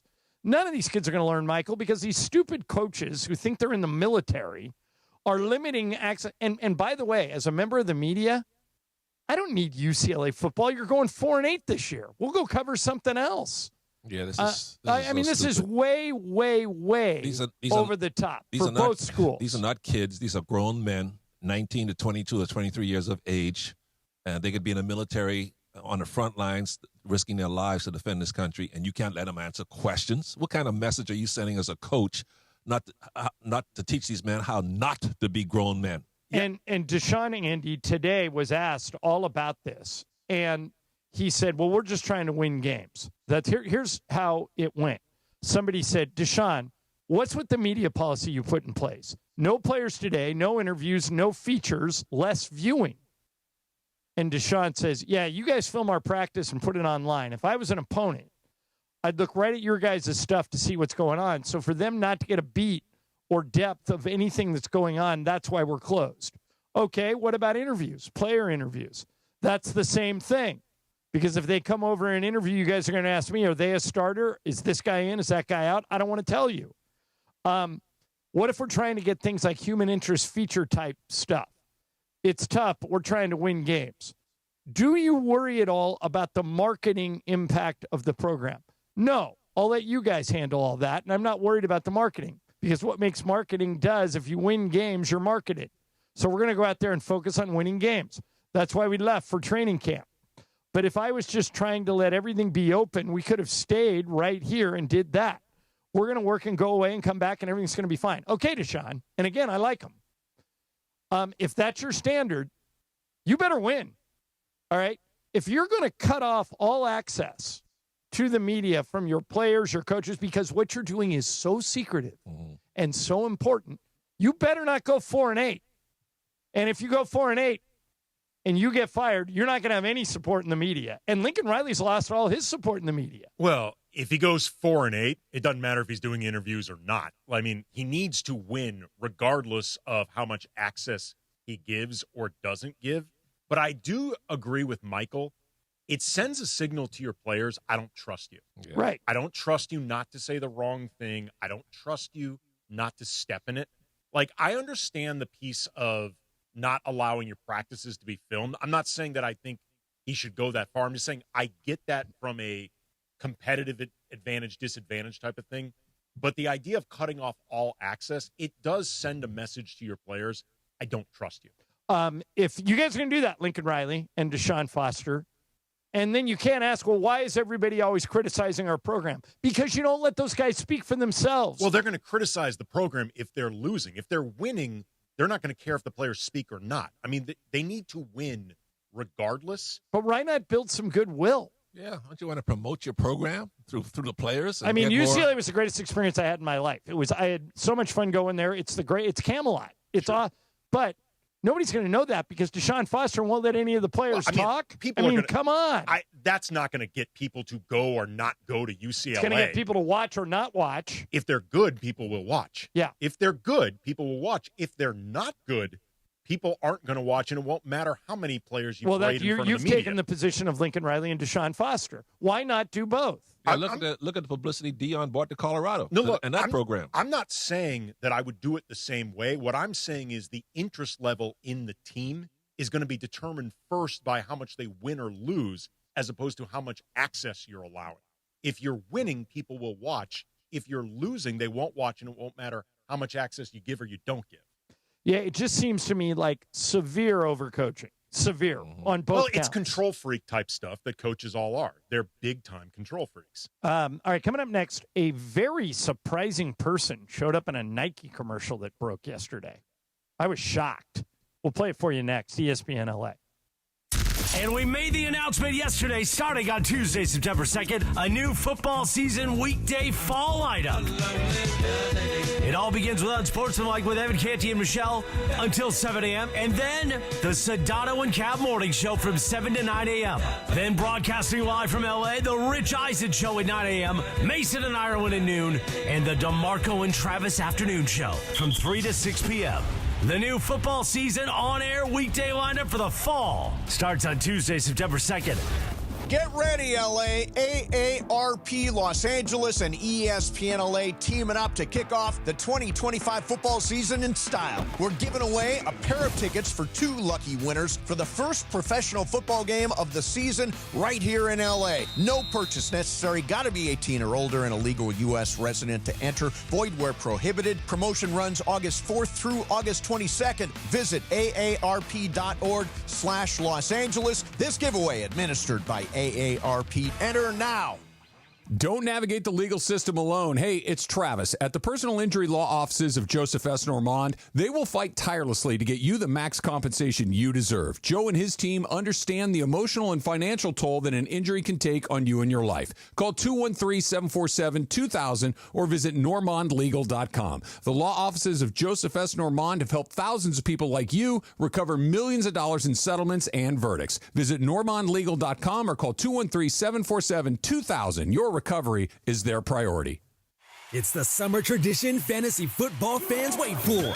The ESPN LA Fantasy Football Draft Party at Hollywood Park Casino. Join Sedano and Cab live from 3 to 6 p.m. Then stick around to hang out with the crew and dive into all the fantasy football action. Whether you're drafting your team or just soaking up the atmosphere, enjoy great food, drinks, giveaways, and the chance to connect with fellow fans. Thursday, August 28th at Hollywood Park Casino. Visit ESPNLA.com for details. Thanks to Hollywood Park Casino. Park. Party, play. Hey, it's Mase. This isn't your average sports bar. This is Cosm. Watch English Premier League soccer in shared reality where every play puts you on the pitch. Step into the Dome for a 360 immersive experience with reserve booth seating that puts you right in the middle of the match. Or catch every angle in the hall surrounded by wall-to-wall live multi-view screens perfect for fans and friends alike. Don't just watch the game, live it. Get your tickets now at Cosm.com. See you there. This is the story of the one. As a lineman, he does whatever it takes to keep the power on in his community. And he wants a partner like Grainger who does the same. Grainger offers the professional-grade products he needs, from voltage detectors to harnesses to hard hats, plus fast, dependable delivery, so he can rise to every challenge. Call 1-800-GRAINGER, click Grainger.com, or just stop by. Grainger, for the ones who get it done. In March 2017, police in Ketchikan, Alaska, got a worried call. And I haven't heard from them, so I'm getting worried. It was about a beloved surgeon, one of just 2 in town, named Eric Garcia. When police officers arrived to check on the doctor, they found him dead on a couch. Is it a suicide? Is it a murder? What is it? From ABC Audio and 2020, Cold-Blooded Mystery in Alaska is out now. Listen wherever you get your podcasts. Mason in Ireland on 710. I mean, would you rather have good life or sex? Good sex. Good life, good sex. Well, I got both. There you go. That's good the correct for you, answer. Johnny I.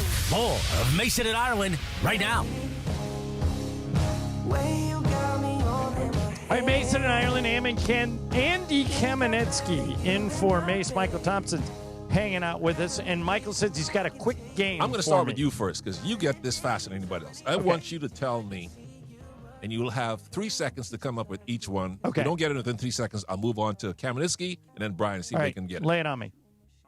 Name the starting quarterbacks, winning quarterbacks, who started in the Super Bowl this year, or who are still active. Name them. Who have won a Super Bowl? Who are still active, starting quarterbacks in the Super Bowl. But wait, do they have to have won it or just be in it? Gotta have won it. Okay. Go. Patrick Mahomes. 1. 3. There's only active people, 2. right? Active. Patrick Mahomes is 1. Joe Flacco. 2. How many total are there? I'm not going to tell you. You got to guess them. All right. Patrick Mahomes, Joe Flacco. 3, 2, 1. Okay. All right, Ken. I just thought of another one. Jalen Hurts. Yep. Yep. It's hard to remember who hasn't just lost to the Chiefs. Can I jump in with the one I just thought of, or do you want me to not say? say? Ken Biscuit get it for us, Okay. then I'll let Brian finish it off. Okay. We've said Flacco. We've said Hurts. And Mahomes. We've said Mahomes. 3, 2. There's one very obvious one. Oh, Stafford. Yes. Yeah. I'm like, come on. He's still guys. alive. Keep going. After that, 3, 2. You want a hint? 1. No. All right, finish it off there. Those are the 5 I had. I can't think of any others. I've got one. Okay, who? Russell Wilson. Yep. And the last one? Right. All right. Let's see if we can come up with the last one. Somebody who has played in and won an active player. Quarterback. Who has played in and won a Super Bowl. Because Joe Burrow's been, but he didn't win. Mm-hmm. Right. Trying to think who. Okay. Mahomes lost once to Brady. Jared Goff's been in it, but he didn't win it. Didn't win. Nobody in Dallas. And he has to be a starting quarterback who's active. Starting quarterback who is active. Starting quarterback who is active. Don't Google. What are you no, doing? I'm not going I was looking no, at I want to look at teams. That's all I'm looking at. I don't. Yeah. Brian has it. I think we got it. You got it, Laura? Brian. Aaron Rodgers. Aaron Rodgers. Ah, There you go. Okay. That's right. All right. Didn't think about that. All right, try this one. Try with the coaches. Active, winning Super Bowl coaches, still coaching. Sean McVay, Right. Pete Carroll. Yep. Andy Reid. Yep. Sirianni. Nick Sirianni. Sirianni, yeah. Sean Payton. John Harbaugh. Yep, Sean Payton. John Harbaugh. Yep. You got 2 left. 2 left. Okay. 2 active head coaches. Active Mike head coaches. Vrabel never won it. Refresh us who we said, Michael. You said John Harbaugh. Reed, Carroll, McVay, Harbaugh, Payton, and Mike Sirianni. Tomlin. Mike Tomlin. One more. I don't think you guys are going to get him. Oh, Mike McCarthy. Nope, he's not an active coach. I forgot he's already been canned. He's not an active coach. Kyle Shanahan's never won it. I don't think you guys are going to get it. Give us a little bit of time here. Ben Johnson hasn't won it. Dan Campbell hasn't won it. Kevin O'Connor hasn't. He's got to be an active. Dan Quinn lost. I don't know who it is. Give up. He's an active coach now. Mm-hmm. Who's the coach in Jacksonville? No, that guy left. I was going to say Doug Peterson, but they fired him. I don't know who it is. It is Doug Peterson. He's still with the Giants. No, right? they fired him. Oh, they did? Okay, Liam Cohn is the new coach. Then you guys did get him. Okay. Yeah. Yeah, I that thought he wasn't was still bad. there. All right, Michael, I got something for you here. Andy knows the answer to this, but I want to see if you can figure out who this is. All right. This is a new Nike commercial that dropped yesterday, and I need to give you a little background on it. So Jalen Brunson is in this ad, and he walks into a jewelry store in New York, and they got one of those big, fat, wearing sweatsuit jewelry dealers trying to sell him bling. And he goes, no, I'm looking for something special. I'm looking for shoes. And he looks in the corner of the store, and there's a girl working on a pair of shoes. And he starts talking to the girl, and that's all I'm going to tell you. This runs 60 seconds, and I want to see if you can figure out who the girl is, okay? 5 rings, 1 for each finger. Come on down. Bring your wallet. You going to buzz them in? Well. Captain Clutch, a Brunson burner in the flesh. Still hot. I'm looking for something special. We got bracelets, big body, loud wrists, lots of bling. I mean, it's cool, but it's not it. Say less. You an earring guy? Nah. How about some cufflinks, twin snakes, real venom? What's she working on? Not sure that's your speed. You gotta have that dog I got in you. you. Let me just take a look. Whoa. You reach, I teach. Maybe if he passes the test. Sure. How are you in the clutch? I'm pretty good under pressure. Highly polished? Yep. Impeccable craftsmanship. Definitely. You ever give him that in the garden? Of course. You might be ready, but I'm still not convinced. Well. You're so... All right, Michael, you have any idea who the girl is? Doesn't sound like any athlete voices I remember. Is that Sydney Sweeney? No. Okay. It's Natalia Bryant, Kobe's oldest daughter. I would have never got that. The ad is for the new Kobe threes coming out. Yeah. Jalen Brunson's going to wear them. And so the idea that, but she looks great. Oh, yeah, she she's comes off girl. great in the Beautiful. ad. Yeah. And I love the fact It's a that cool they spot. found a way to incorporate her. Yeah, It's a really cool spot. It's a clever setting. It's like in one of those jewelry shops, where someone's behind the glass. You have to buzz them in. It's really she cool. looks like Kobe. Yeah, it's really cool to see her involved with that. I thought it was great. Yeah. Yeah, and she just graduated from USC, and good for her. Oh, yeah. So, That's cool. that she is, that keeping that Kobe spirit alive. Bianca Bryant recently threw out a first pitch at a Dodger game. The little girl. Oh, did she? the little BB did? Yes. Boy, she old must is she? not be little anymore. It was part of that weekend where The the bobblehead. the Kobe bobblehead weekend where there was all the Lakers-Dodgers synergy. You had DeAndre Ayton and Jake LaRavia and Adu Tiero throwing out one by one first pitches. And then the night before, Bianca threw out. How old is she? She looked like she was 10? maybe about 8 or 10. 8 or I was 10. gonna say. Yeah. That's cool. Yeah. No, it was really nice. How often do you think of Kobe? I think of Kobe almost every day. Yeah, I think I do too. I've said this many times. It's still weird to me, the idea that he's gone. Oh, yeah. Like, it's just like a surreal thing. Like, it's something that obviously all of us have, wrapped our heads around because it's been so long, but it's a weird concept. But also, too, like, you go all over L.A., and the overwhelming majority of those murals are still intact. There's one that's actually 2 blocks from my house. I see it all the time. But also, too, like one of the things, like I remember during the pandemic and during the different periods of unrest everywhere in the country, including LA, all the different areas that either dealt with looting or destruction or whatever, the one thing that did not get touched were the Kobe murals. And I remember being like, nobody would have these stones or the lack of common sense to try to deface one of those. I'm like, you are quite literally taking your life in your own hands. Yeah, interesting. All right, coming up, we've got a little. If you're struggling, you're having a hard time. Oh, by the way, Laura looked it up. BB is 8. Bianca Bryant's 8. Yeah. If you're having, no matter what's going on in your life, if you are struggling, if you have screwed up beyond belief, you can still turn things around. And I have some sound to prove it. And I'll play it for you next. Mason in Ireland. Michael's here. Andy Kamenetsky in for Mase. Brian's here. Laura's here. ESPN LA. Starting on Tuesday, September 2nd, Travis and DeMarco move to the afternoon drive. The Rams Super Bowl champ brings his football expertise, and Travis brings his greatness. While producer Laura and producer DeAndre join the guys to bring a fresh sound to your drive home, the DeMarco and Travis afternoon show, 3 to 6, Tuesday, September 2nd, ESPN LA. Hey, it's Rich Eisen from NFL Network. The Rich Eisen Show is coming to 710 ESPN and the all-new ESPN LA app. Tuesday, September 2nd from 9 a.m. to noon, right after the all-new Sedano and Cap morning show. The Rich Eisen Show, broadcasting live from Los Angeles every weekday. And now coming right here to ESPN LA. LA's mega sports station, 710 ESPN, the new home of The Rich Eisen Show in the Southland.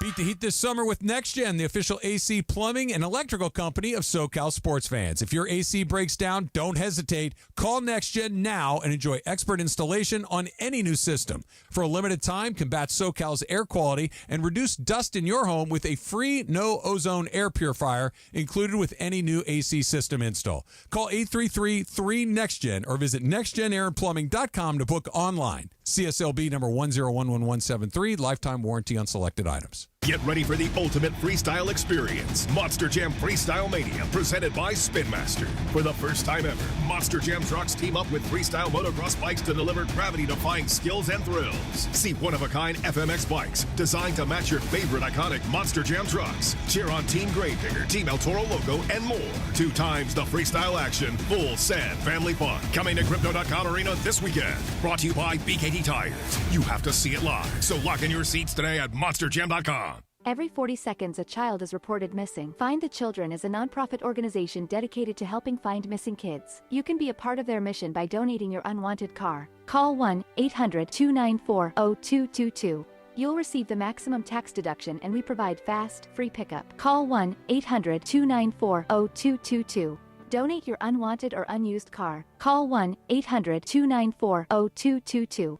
This advertisement was paid for in partnership with Cars R Us and Find the Children. Now that I'm a dad, I can't stop thinking about what would happen to my kids if something happened to me, like losing the house or not affording college. Yeah, that used to keep me up at night too. It's why I finally got life insurance from Ethos. It's 100% online. No medical exams, just a few health questions. I got $2 million in coverage for around $2 a day. I never realized it was that simple. Get your free quote at ethos.com/game. That's ethos.com/game. Rates may vary. Bill monthly. Sample rate 10-year term life policy for a 35-year-old healthy non-smoking male. Do you have trouble getting in and out of the bathtub? Are you afraid you'll slip and fall entering or exiting a tub? Safe Step walk-in tubs can transform your bathtub from an area of concern to a calming refuge. Call them today at 1-800-731-4558 and save $1,600. Safe Step walk-in tubs and showers are proudly made in Tennessee and offer an ultra-low step-in, avoiding that difficult climb over a traditional bathtub wall. They also offer a variety of therapeutic benefits that may help soothe your aching muscles and joints, increasing your mobility, boosting your energy, and improving your sleep. Safe Step walk-in tubs are designed to easily fit your existing tub space and are often installed in as little as 1 day. Just dial 1-800-731-4558 today to save $1,600 and receive a free shower package. That's 1-800-731-4558 for a free no-obligation consultation and to save $1,600. Safe Step walk-in tubs. Safety never felt so good. Mason and Ireland on LA's mega sports station. Oh my, am I really on Mason and Ireland show? Yes. This is a great moment. Hey. Right now, more of Mason and Ireland on 710.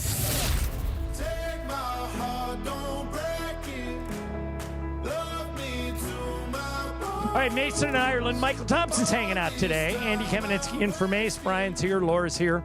About 10 years ago, Andy, I got to know Ryan Leaf. Okay.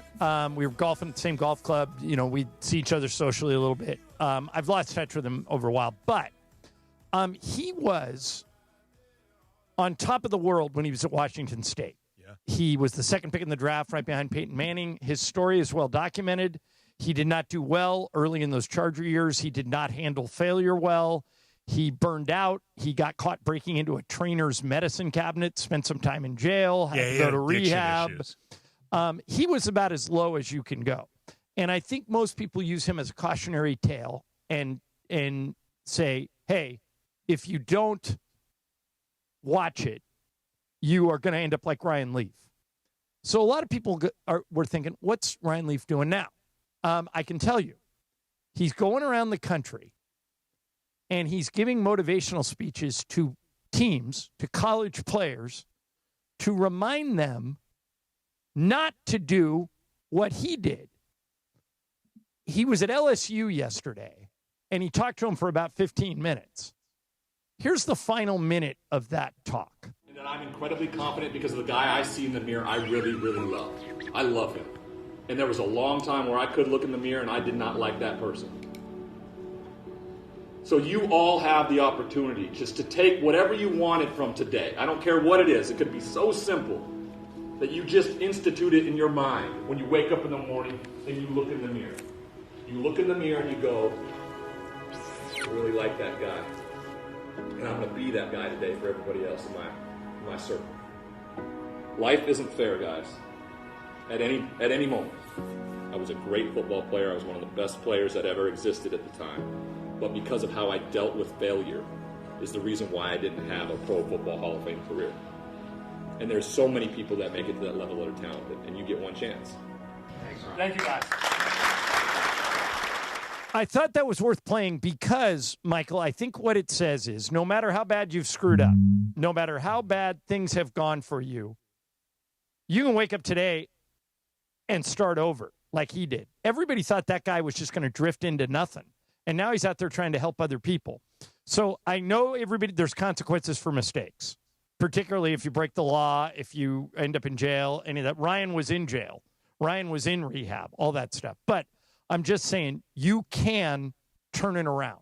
So if you're listening to us and you're out there and you're thinking, I screwed up too bad. My life doesn't have meaning. I'm just going to drift into nothing. You don't have to. And I thought that was a really good speech. I mean, who goes through life thinking everything's going to go your way all the time? That's part of life. It's how you respond to disappointments, to failure. We're going to fail along the way in relationships and business. Well, you brought up the baseball analogy earlier in the show, and a guy who gets 3 out of 10 hits is good. It's 7 out of the 10 times he's bad. It's a Hall of Famer. So that's a message in life. I mean, we all going to have disappointments and failures and loss, whether it's a family member or a professional way. So it's how you respond to those losses, is how you grow up as a man or a woman, which makes you a man or a woman. And you don't feel sorry for yourself and, oh, woe is me type attitude. So that's not just in sports, that's in life.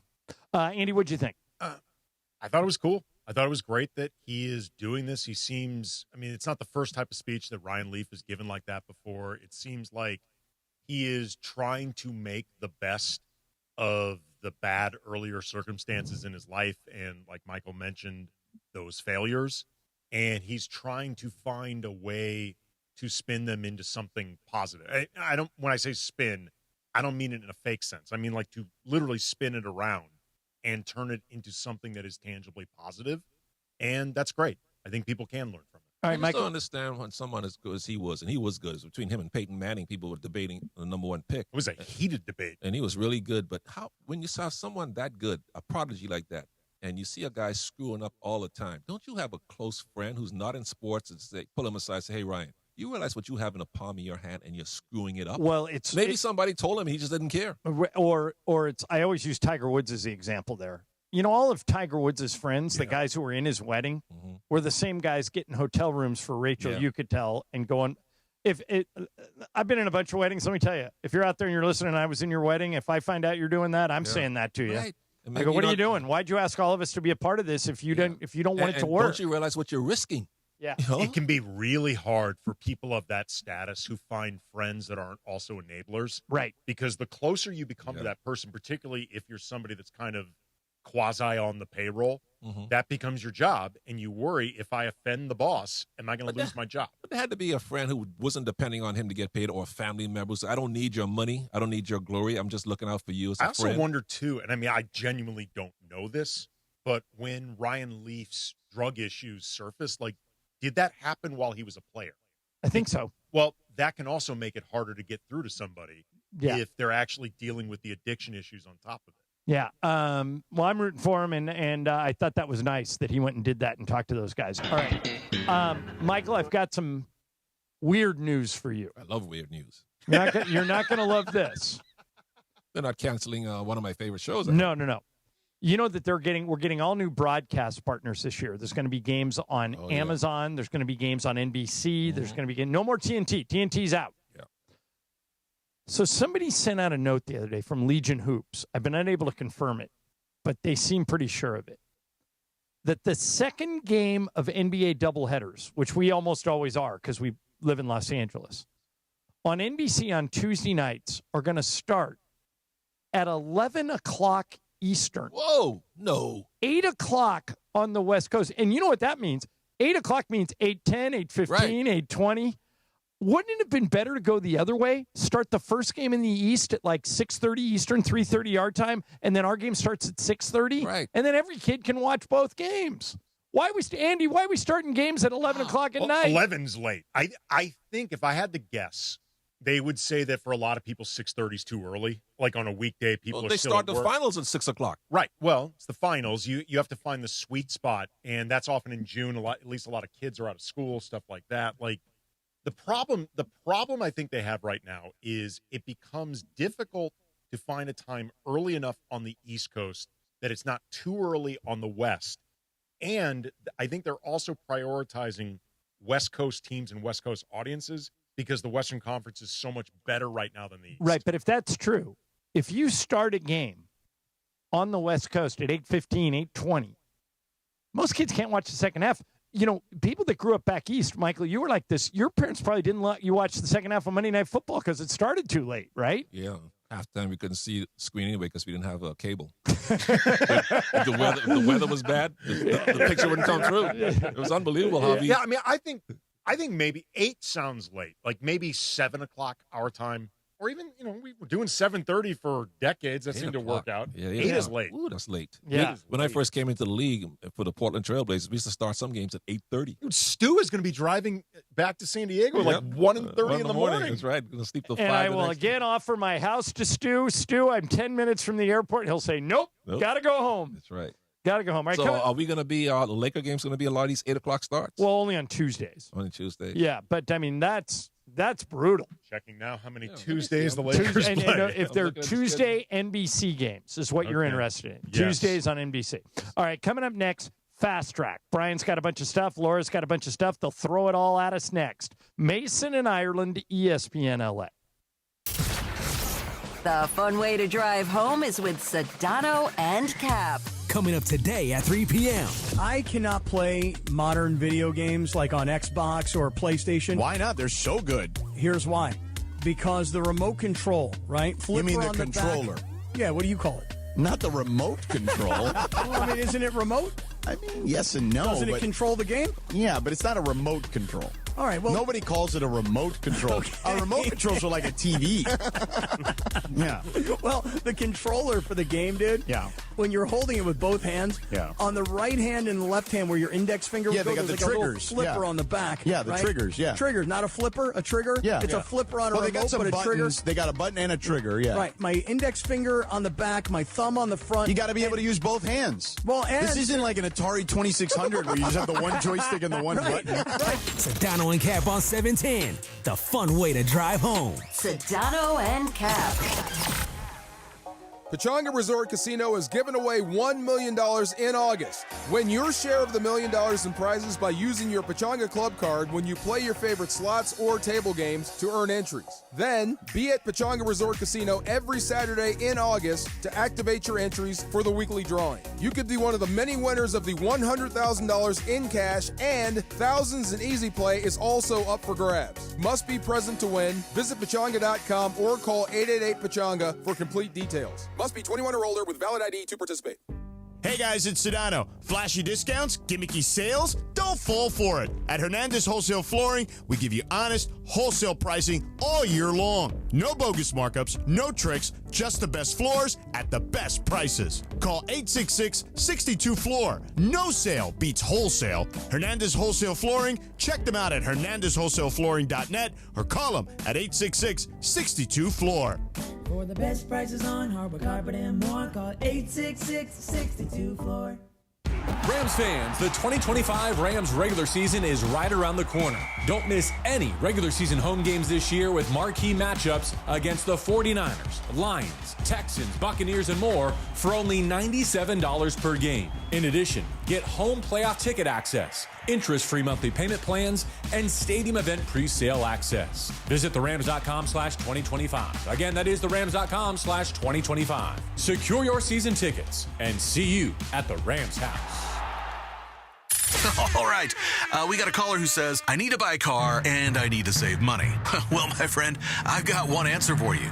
The Cerritos Auto Square. It's America's largest auto mall. 24 dealerships, all the top brands, all in one easy location right here in SoCal. And here's the secret. These dealers sell more cars than anyone because they have low prices. And they can actually afford low prices because they sell so many cars. Check it out at CerritosAutosquare.com. Cerritos Auto Square. That's the ease at which you get information. You want it, you get it. Like that. Ask your phone. Group chat. Smartphone.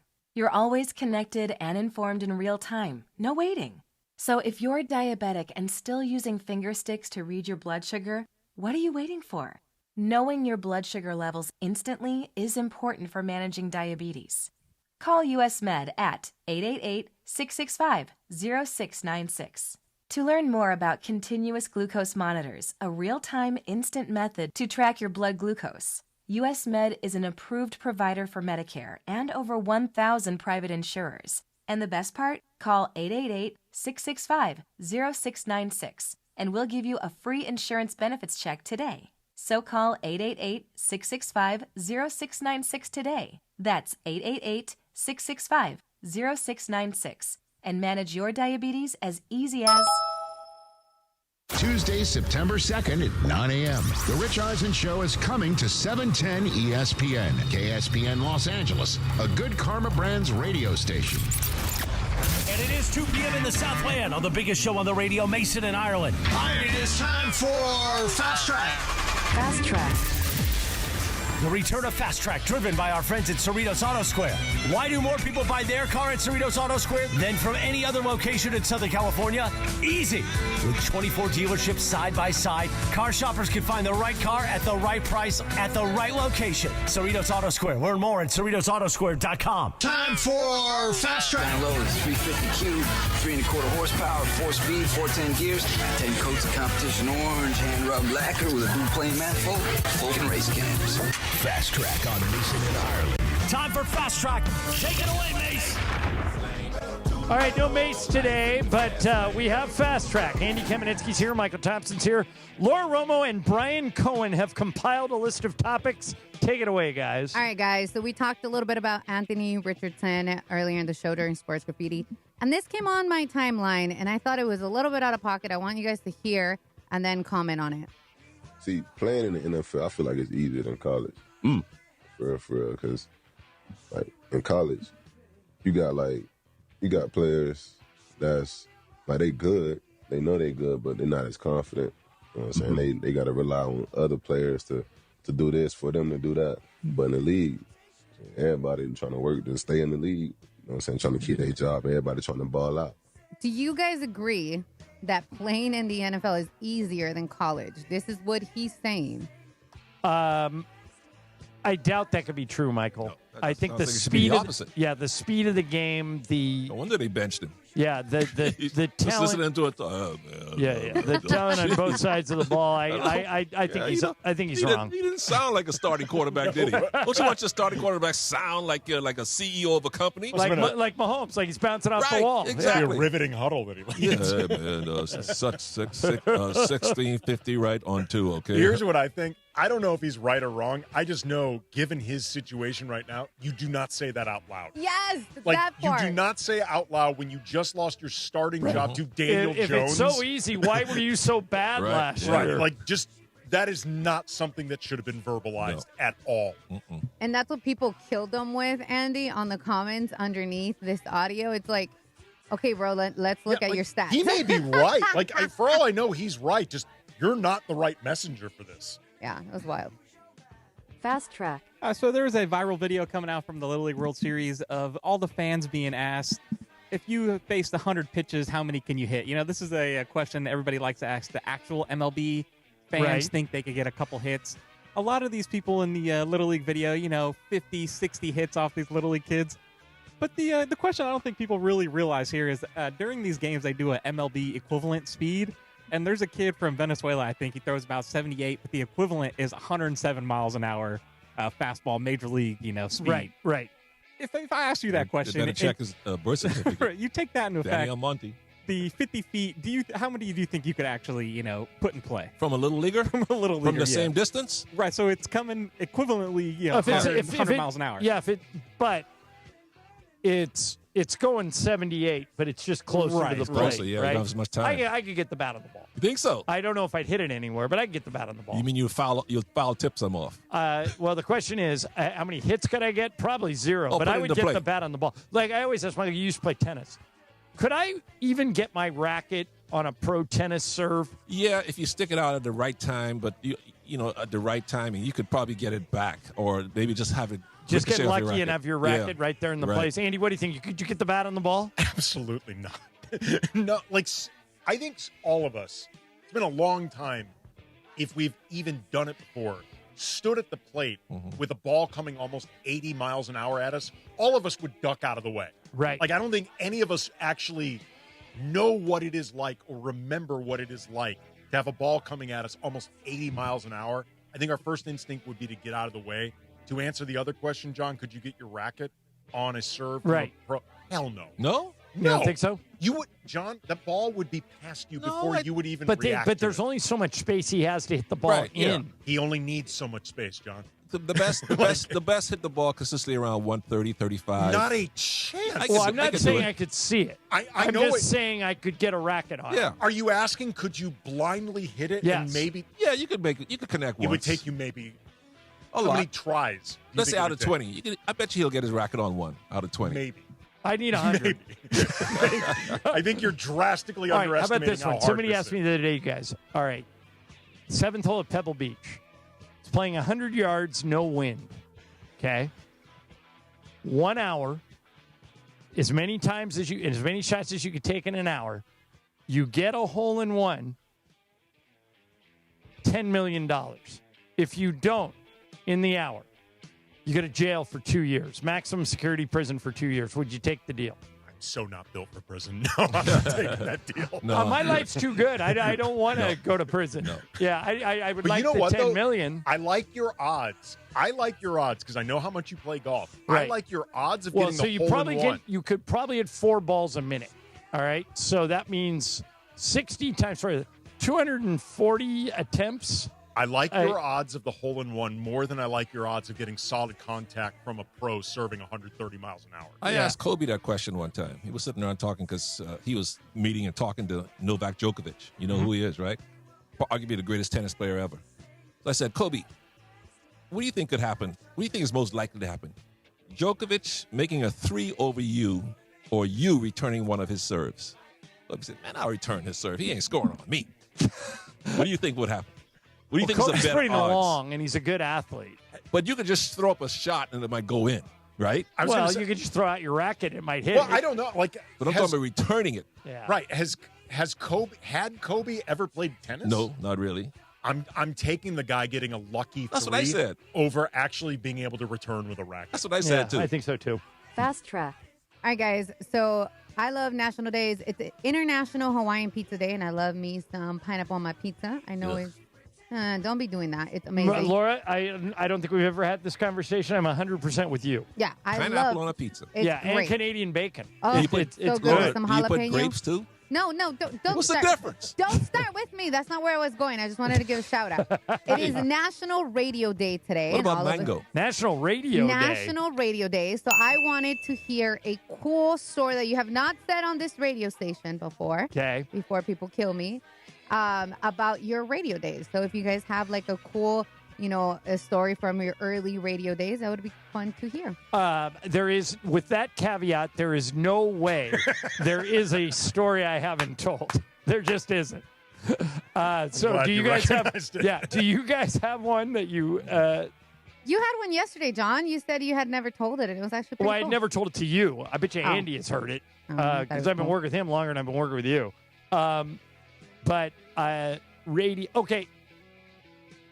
Here's one that I've told a lot, but I like telling because it reflects on his work ethic.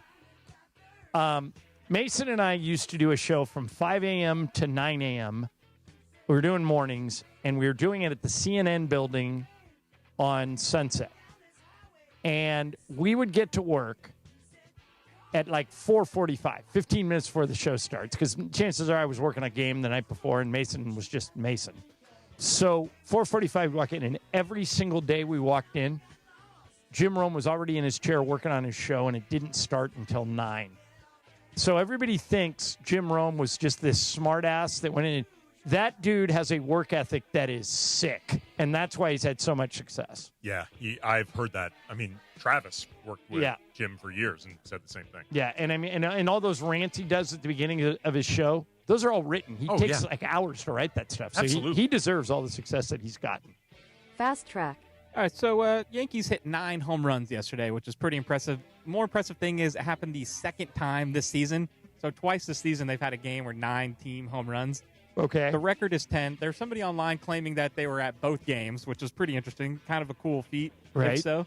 But my question is, what would you rather see live? Would you rather be at a game where there's a record number of home runs, 9 home runs, 10 home runs by the same team, or that 1-0 pitching duel, maybe a one-hitter or even a no-hitter? What would be more up your speed? Give me the home runs. Chicks dig the long ball.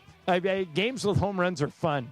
The pitchers' duels are not fun to watch. I would rather be live for the home run games. The pitcher's duel I would rather watch at home because I think you can actually get more appreciation of the pitching and see more of what makes it so good from your TV as opposed to from your seats at a game. Has it ever happened in baseball once in the 300 years of baseball where both pitchers go into the 9th inning with a no-hitter or even a perfect game going? Has that ever happened? I think so. I know many pitchers have taken a no-hitter into the 9th inning, but I think that has that happened. ever happened for both pitchers? Well, Johnny Vandermeer threw back-to-back no-hitters. But that's only one guy. I've never ever heard of both pitchers have taken a no-hitter going into the 9th inning. Never heard that. I think it did happen, and Wouldn't that be cool to watch? Yeah, and I think It did happen with who? Well, I heard that a guy threw a no-hitter and lost once. Well, yeah, I've heard that. That's one guy. Yeah, but according to an AI overview, the longest no-hitter that has been held by 2 opposing pitchers in the same game is through 9 innings. This occurred only once in Major League history between the Cincinnati Reds and Chicago Cubs, May 2nd, 1917. Whoa, see, that's what I would like to see. Wow. That's way more real Dueling than no-hitters. The 2 pitchers, Fred Toney, who pitched a complete 10-inning no-hitter, won the game 1-0. Wow. The losing pitcher, Hippo Vaughn. Yeah. Hippo, what a great Hippo name. Vaughn. He gave up 2 hits and a run in the 10th inning. Wow. See, that's more rare than a 9 home run game. So before the internet, Brian, I had a history professor at UCLA, and we were in the quarter system. So your classes only lasted for 10, 11 weeks. And the teacher gets up. He goes, okay, I think it was Greek and Roman history. And he gets up. He goes, here's the syllabus. Here's all the stuff we're going to cover in here. And he goes, I do this every quarter. He goes, I will give you an automatic A, and you don't have to take the final if you can answer this baseball trivia question. There has been one player in the history of Major League Baseball who died as a result of something that happened in a game. His name is Ray Chapman. He was hit in the head around 1917 by a pitcher named Carl Mase, and Chapman dropped dead. Okay? The question was that the professor asked us, he says, if anybody can get it to me by the end of this week, so we only had 1 week. Paging Steve Hartman. You know. The question was, who pinch ran for the dead guy? Who pinch ran for Ray Chapman? What year was it? Like, I don't know. You guys could look it up. So I did everything humanly possible. I called Baseball America. Wow. I called Major League Baseball, called historians. There was no email. Yeah. There was no internet. There was no anything. So I just cold called a bunch of people. I got the answer, but I got it 2 weeks too late. Oh, wow. Should have called Steve Hartman. It was a guy named Harry Lunte, or Lunt, Lunte.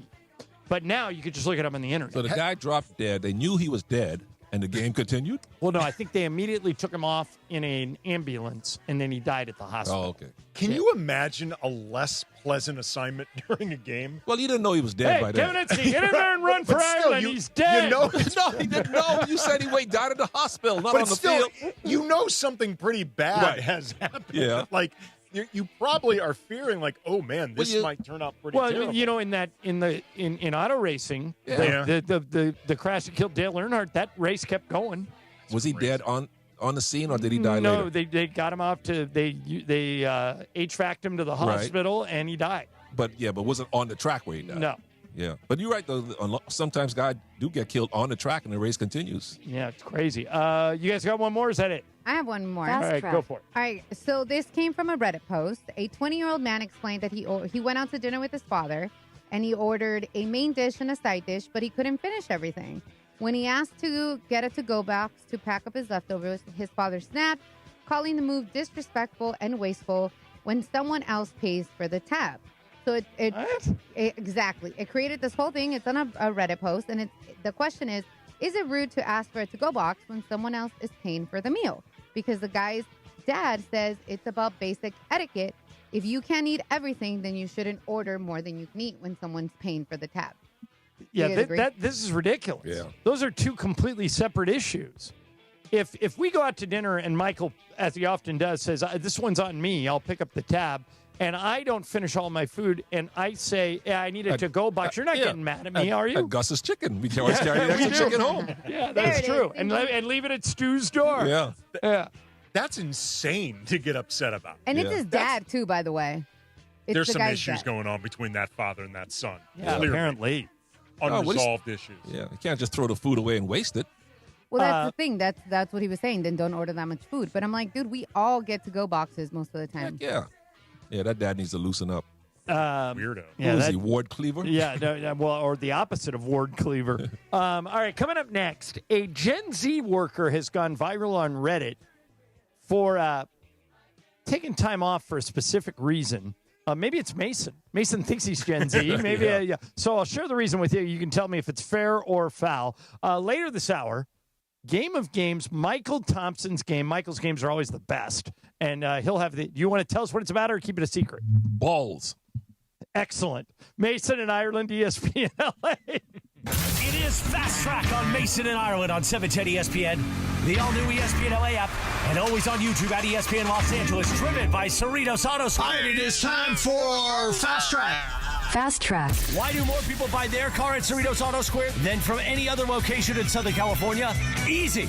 With 24 dealerships side by side, car shoppers can find the right car at the right price at the right location. Cerritos Auto Square. Learn more at CerritosAutoSquare.com. Time for Fast Track. More Fast Track next. Are you ready for amazing golf at one of the best courses in Southern California and to be part of raising money for an incredible cause? It's time for the 4th annual Give Back Golf Classic. Friday, August 29th at the stunning Black Gold Golf Club in Yorba Linda, benefiting the Folds of Honor Foundation. Folds of Honor, they have a mission to empower deserving military families with educational support and opportunities. Register to play now at blackgoldgolf.com/FOH. Plus, there are still sponsorship opportunities to be part of this amazing event. blackgoldgolf.com/FOH. Back when I played, leg cramps were no joke. Fourth quarter, overtime, practice, even when I got home, they would hit out of nowhere. Had I known about Highland's leg cramps back in the day, I would have had a locker full of the stuff. Now I'm retired, I still get these cramps on my morning walks, hanging out with my daughter, but now I've got something that actually works. Highland's leg cramps. The tablets dissolve quickly under the tongue and don't upset my stomach. Cramps hit athletes, weekend warriors, couch coaches, all of us. Grab Highland's leg cramps and get it today at Walmart, Walgreens, or CVS. Ignite your afternoons at Waba Grill's $5 happy hour with our 5-piece pork veggie dumplings and a value-sized premium one beverage drink, like our tangy passion fruit lemonade. Enjoy $5 happy hour weekdays after 3 p.m. Only at Waba Grill. Hey, it's Mase. Get ready, LA. AARP Los Angeles and ESPN LA are teaming up to kick off the 2025 football season in a big way we're giving 2 lucky winners a pair of tickets to the first professional football game of the season right here in LA. That's right, you and a guest could be in the stands soaking in the energy, the action, and the thrill of game day. No catch, no purchase necessary, just a chance to win an unforgettable experience thanks to AARP Los Angeles. Here's how you enter. Just head to aarp.org/Los Angeles and scroll to the news section. Again, that's aarp.org/Los Angeles. Scroll down to the news section and fill out the entry form. It's quick, it's easy, no purchase necessary, got to be 18 or older, and a legal U.S. resident to enter. Void where prohibited. Promotion runs August 4th through August 22nd. For official rules and to enter, visit aarp.org/Los Angeles. Head over to the news section. This giveaway is administered by AARP.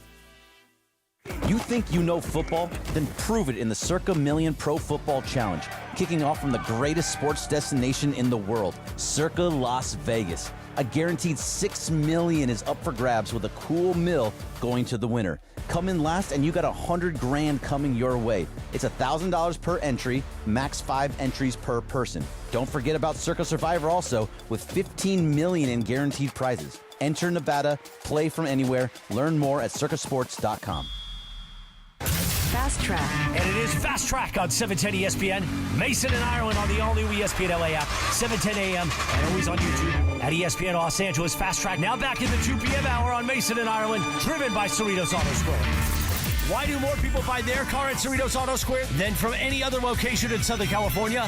Easy. With 24 dealerships side by side, car shoppers can find the right car at the right price at the right location. Cerritos Auto Square. Learn more at CerritosAutoSquare.com. Once again, back to Fast Track and back to Mason and Ireland on 710.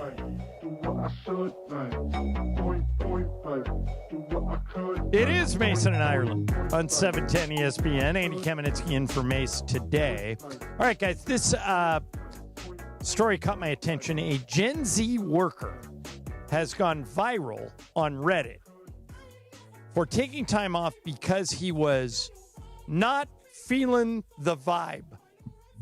Sounds like Mase. Wait, what? Not feeling the vibe. That does sound like Mase. Yeah. Do you respect his honesty, or is this a really lame excuse to take time off, Michael? Just a good excuse to fire him. Are you kidding me? Time off. Keep going. Don't come back. Well, but Mason does it 7-8 times a year. Well, he's got it in his contract, though. Right. Mm-hmm. But I mean, Laura, if I'm not feeling the vibe, yes, should I stay out or come in? No, you coming in, because then I have to look for a filler. But I mean, that's generally Greg's thing because he is our, manager. Yeah. But imagine Mason walks all over Greg. He just takes time off whenever he wants. I did not say that. But I mean, we know just what you meant. This goes back to what we were talking about earlier in the week with Gen Zers and how they take their parents to interviews. Right. You remember? They're not a little. They're soft, man. They're just soft. Yeah. It's soft generation. They take their parents to a job interview? Yeah. So I brought this up. I think it was Monday that there's a crazy stat about Gen Zers that they've had their parents either be in an interview with them in person or virtual or both. And that parents even negotiate some of their pays and their benefits. That's wild to me. I must be doing a great job then as a father because my daughter's 14. And if I showed up to her job interview of hers, she would murder me. Yeah. She would be so me too. livid at me. All right. Here's more background on this story. This happened, I guess, in India. The corporate world, the email sent by an intern titled "Going on a Trip" read, "Hi, feeling a bit overwhelmed with all of the work and my energy feels a little off. So not getting that vibe right now. I'll be out from the 28th to the 30th. I love this guy. Here's kind of respect it. Yeah. We'll talk soon. Bye. Some of the comments are fantastic.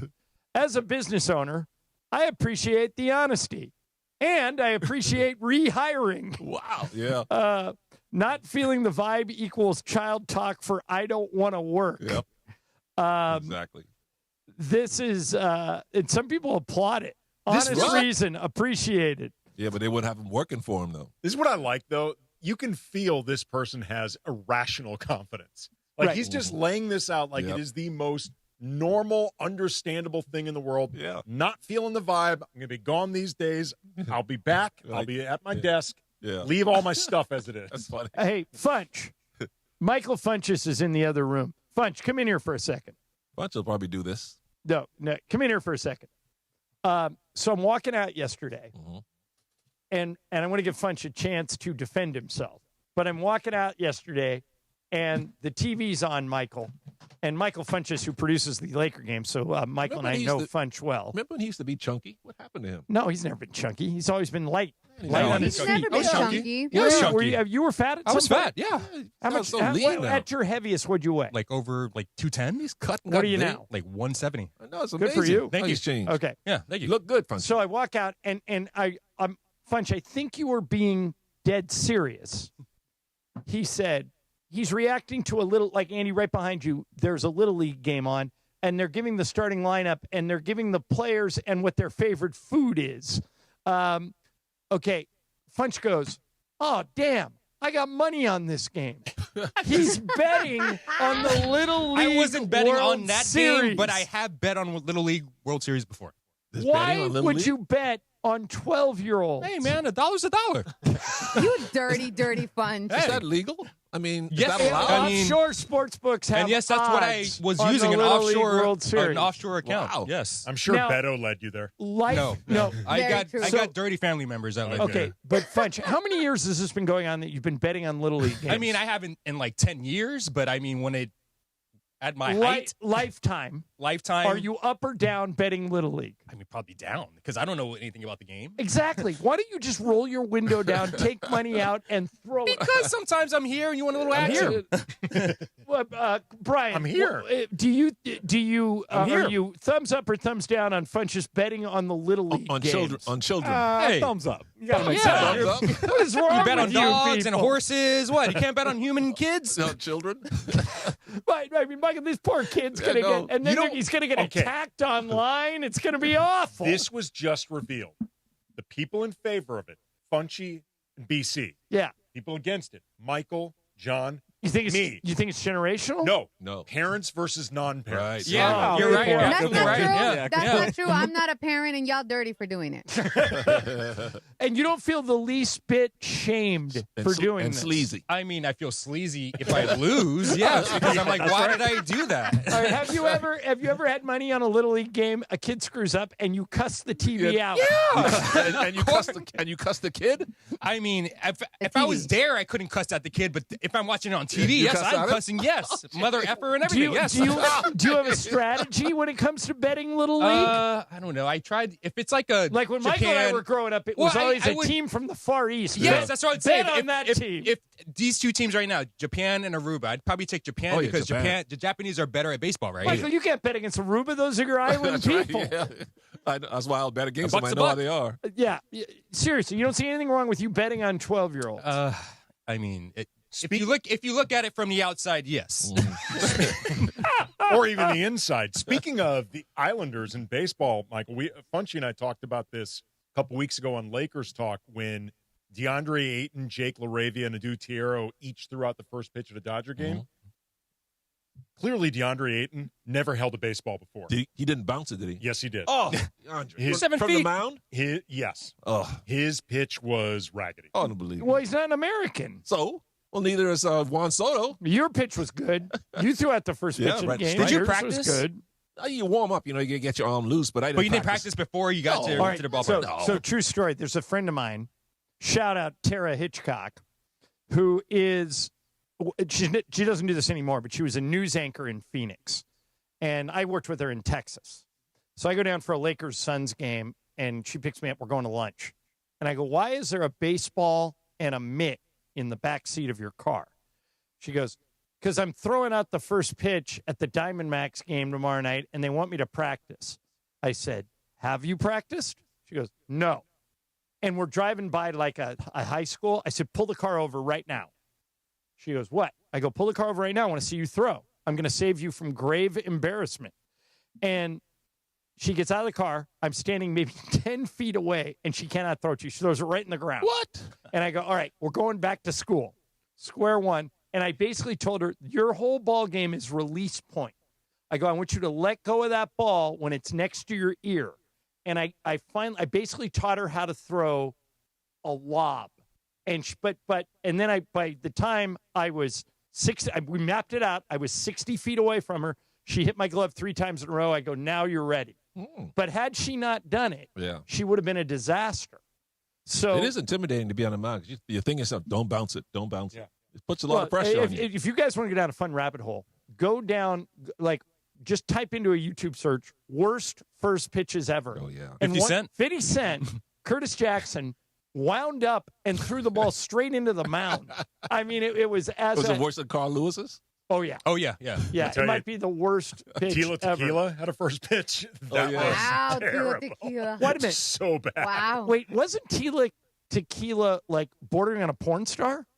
She was a Yeah. So who asked her to throw out the first pitch? I don't remember. I just Did remember she have her- a legitimate I'm career? pretty sure it was Tequila. Pretty lady, though. I Yeah, think she's pretty. I think Tequila. I'm doubting myself, but I'm pretty sure she threw out a first pitch and it was god awful.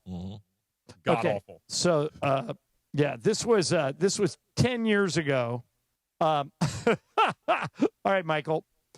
Here is It's a reality TV show. I'm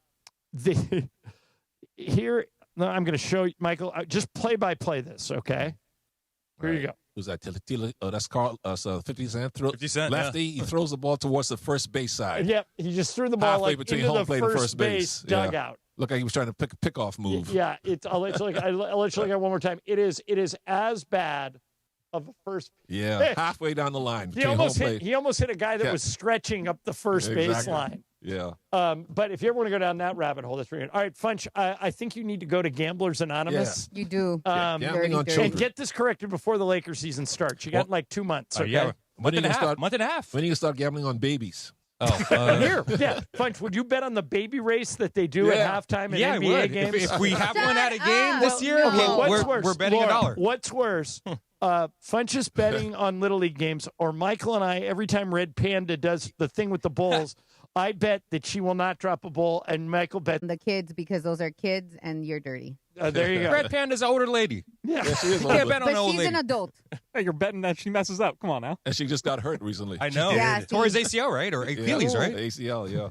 Yeah, and after she dropped a bunch of bulls, Michael sent this nice and sensitive message to our group chat.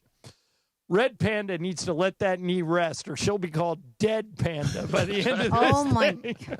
Too soon. She keeps falling off You that actually unicycle. were looking out for her well-being. Exactly. She keeps By falling the off way, that it bike. turns out I was incorrect. It appears Yeah, Tequila she did not. did not throw out a first pitch. However, John, one of your favorites, Lisa Vanderpump, has thrown out a first pitch at a Dodger game. She's from England. Dodger game. She threw out one. Was it Is she good? good? I don't know. This came up in the AI overview. Apparently, at LGBT night at Dodger Stadium, she threw out the first pitch. Your dream would have been to catch that first pitch, right, Ireland? Exactly. Anything Vanderpump, I'm in. They still on the air? She's getting her own hotel in Vegas, the Vanderpump But Hotel. they still have a reality show? Oh yeah, she's got like 4 of them. Wow. There's a bunch of spinoffs too. Yeah, it's crazy. Are you sure you're not a girl, Ireland? No, I'm not. There's a Hollywood story that I'm going to ask Andy about, and then we're going to answer this question. How many people, and Funch is married, Brian's 5 of the 6 of us are married, and Laura's pretty much attached. Yeah.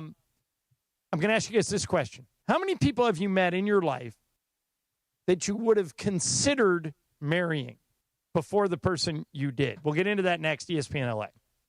And we made the announcement yesterday, starting on Tuesday, September 2nd, a new football season weekday fall lineup. It all begins with Unsportsmanlike with Evan Canty and Michelle until 7 a.m. And then the Sedano and Cab Morning Show from 7 to 9 a.m. Then broadcasting live from L.A., the Rich Eisen Show at 9 a.m., Mason and Ireland at noon, and the DeMarco and Travis Afternoon Show from 3 to 6 p.m. The new football season on-air weekday lineup for the fall starts on Tuesday, September 2nd. Soccer fans, this one's for you. It's the Soccer Dream Ticket presented by San Antonio Cardinal. Your chance to win an unforgettable trip for 2. We're talking 2 tickets to the final match, plus hotel and round-trip flights. Enter for your chance to win at soccerdreamticket.com. That's soccerdreamticket.com, brought to you by San Antonio Cardinal Wine, the perfect game day wine. And be sure to join 710 for our summer tradition at Hollywood Park Casino, the ultimate fantasy football draft party. You can win a spot for you and 3 friends right now. Call 877-710-3776. That's 877-710-3776. It's all happening Thursday, August 28th at the Hollywood Park Casino. Going to be a party, oh party. Listen all week for a spot in the ESPN LA Fantasy Football Draft Party.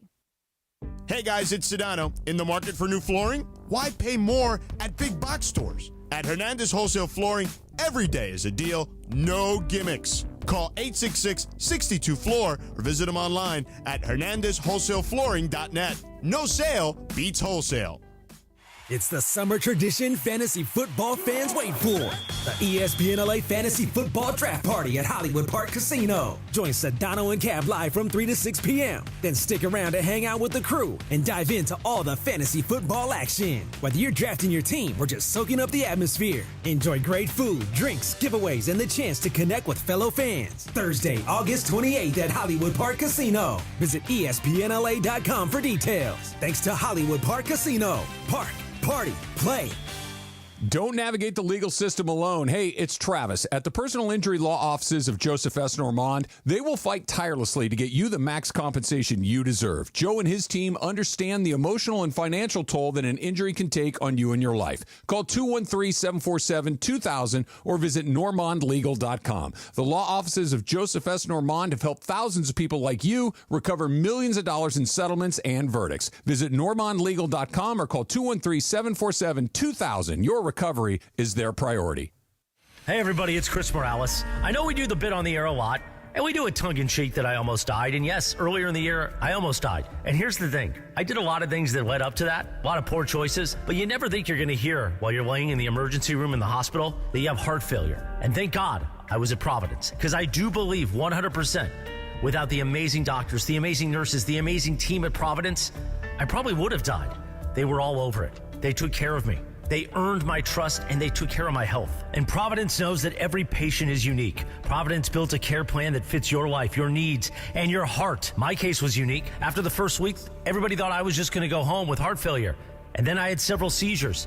And that led to realizing I had had several strokes earlier in the week. Then it was a second week in the hospital. But Providence saved my life. Providence stands with patients during some of life's most challenging moments. And they stand with the families. My entire family was in the hospital with me, watching over me. Providence, bringing skill, compassion, and everything they have to every case.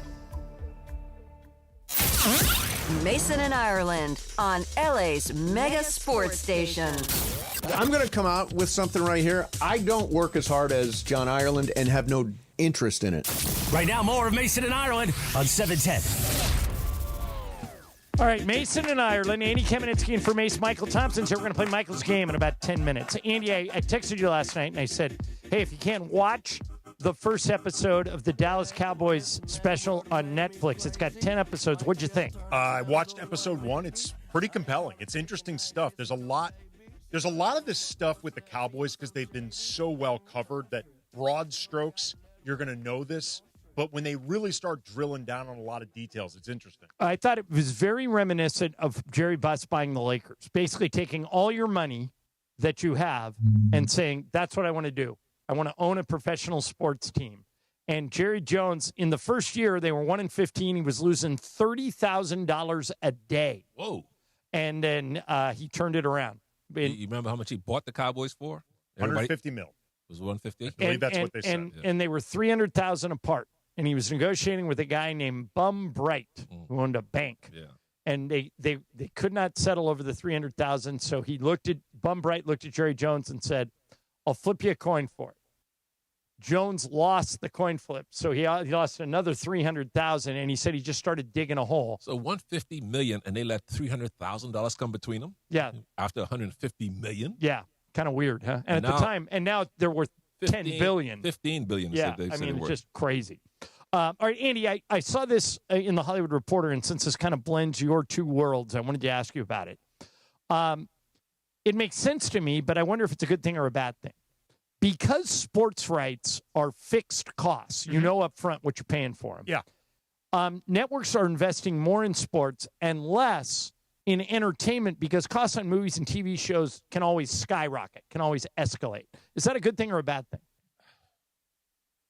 How are you defining good or bad? I think it's bad. I'll tell you why I think it's bad. I think that sports are going to be on TV no matter what.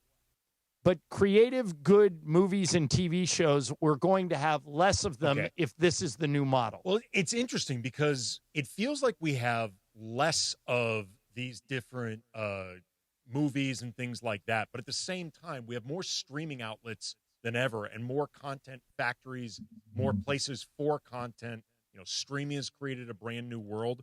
But what I think you're getting at is a certain type of movie.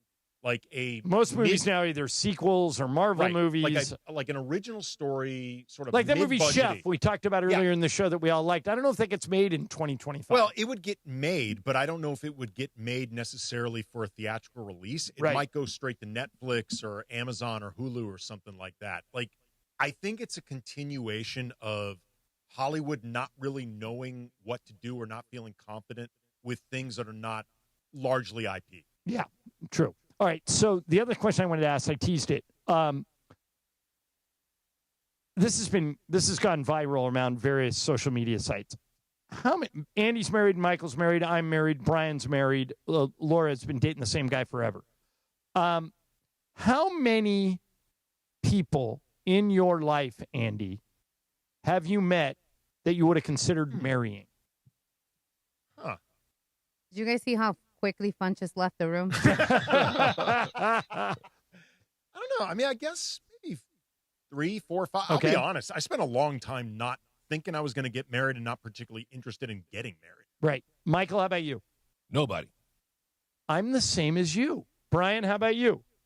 Yeah, I was thinking that too. Pretty much nobody. I've told this story many times. Andy, I was like you. I never wanted to get married. I just wanted to marry Lisa. Right. When I met her, I went, oh. Well, there's that's nobody. The game change. Oh, now Funch just walked back in. There's nobody other than my wife who I've ever come close to getting married or even talked about it. I'm just saying, like, the idea of you're dating someone. And like, oh, could I picture myself married? Yeah, maybe. Too bad Funches didn't get married and have kids. You could bet on your kid. Funch, how many people have you met in your life that you would have considered marrying?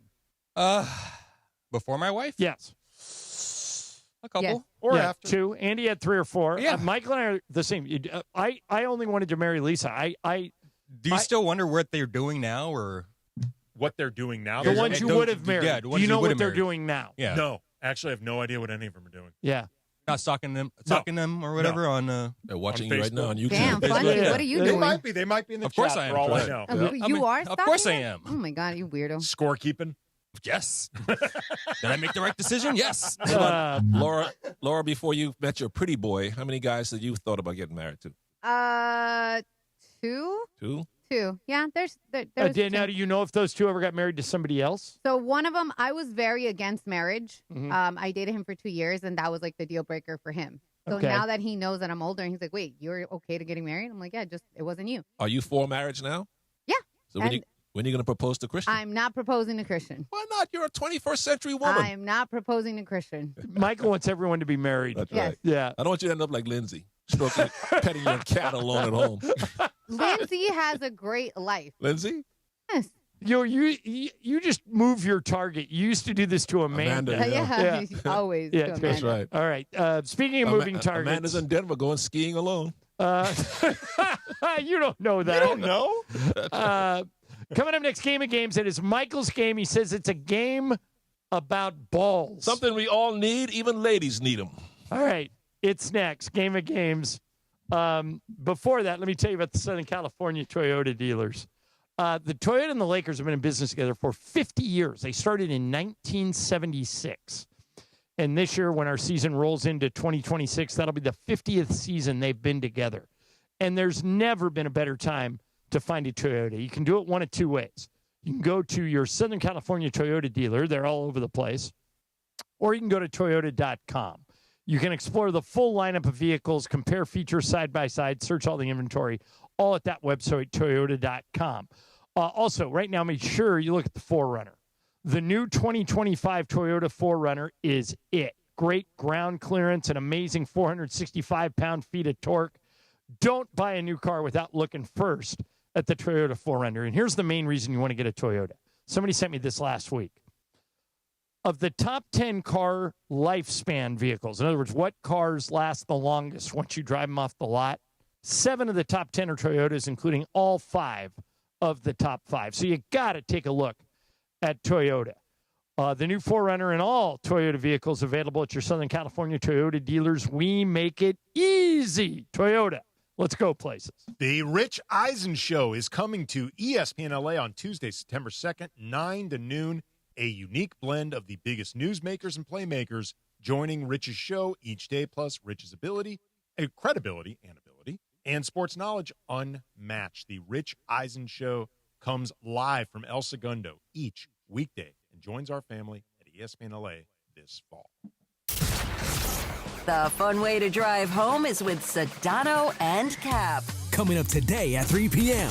But I will just tell you that I never was the victim of this, but I did get into trouble. I told the story yesterday, but I'll finish it off, which is when Playboy magazine, because a bunch of you brought up Playboy magazine yesterday, when the magazines were available in the magazine rack right next to Sports Illustrated, covers, yeah. right, I would take a Sports Illustrated and put it on the outside, and I put the Playboy on the inside.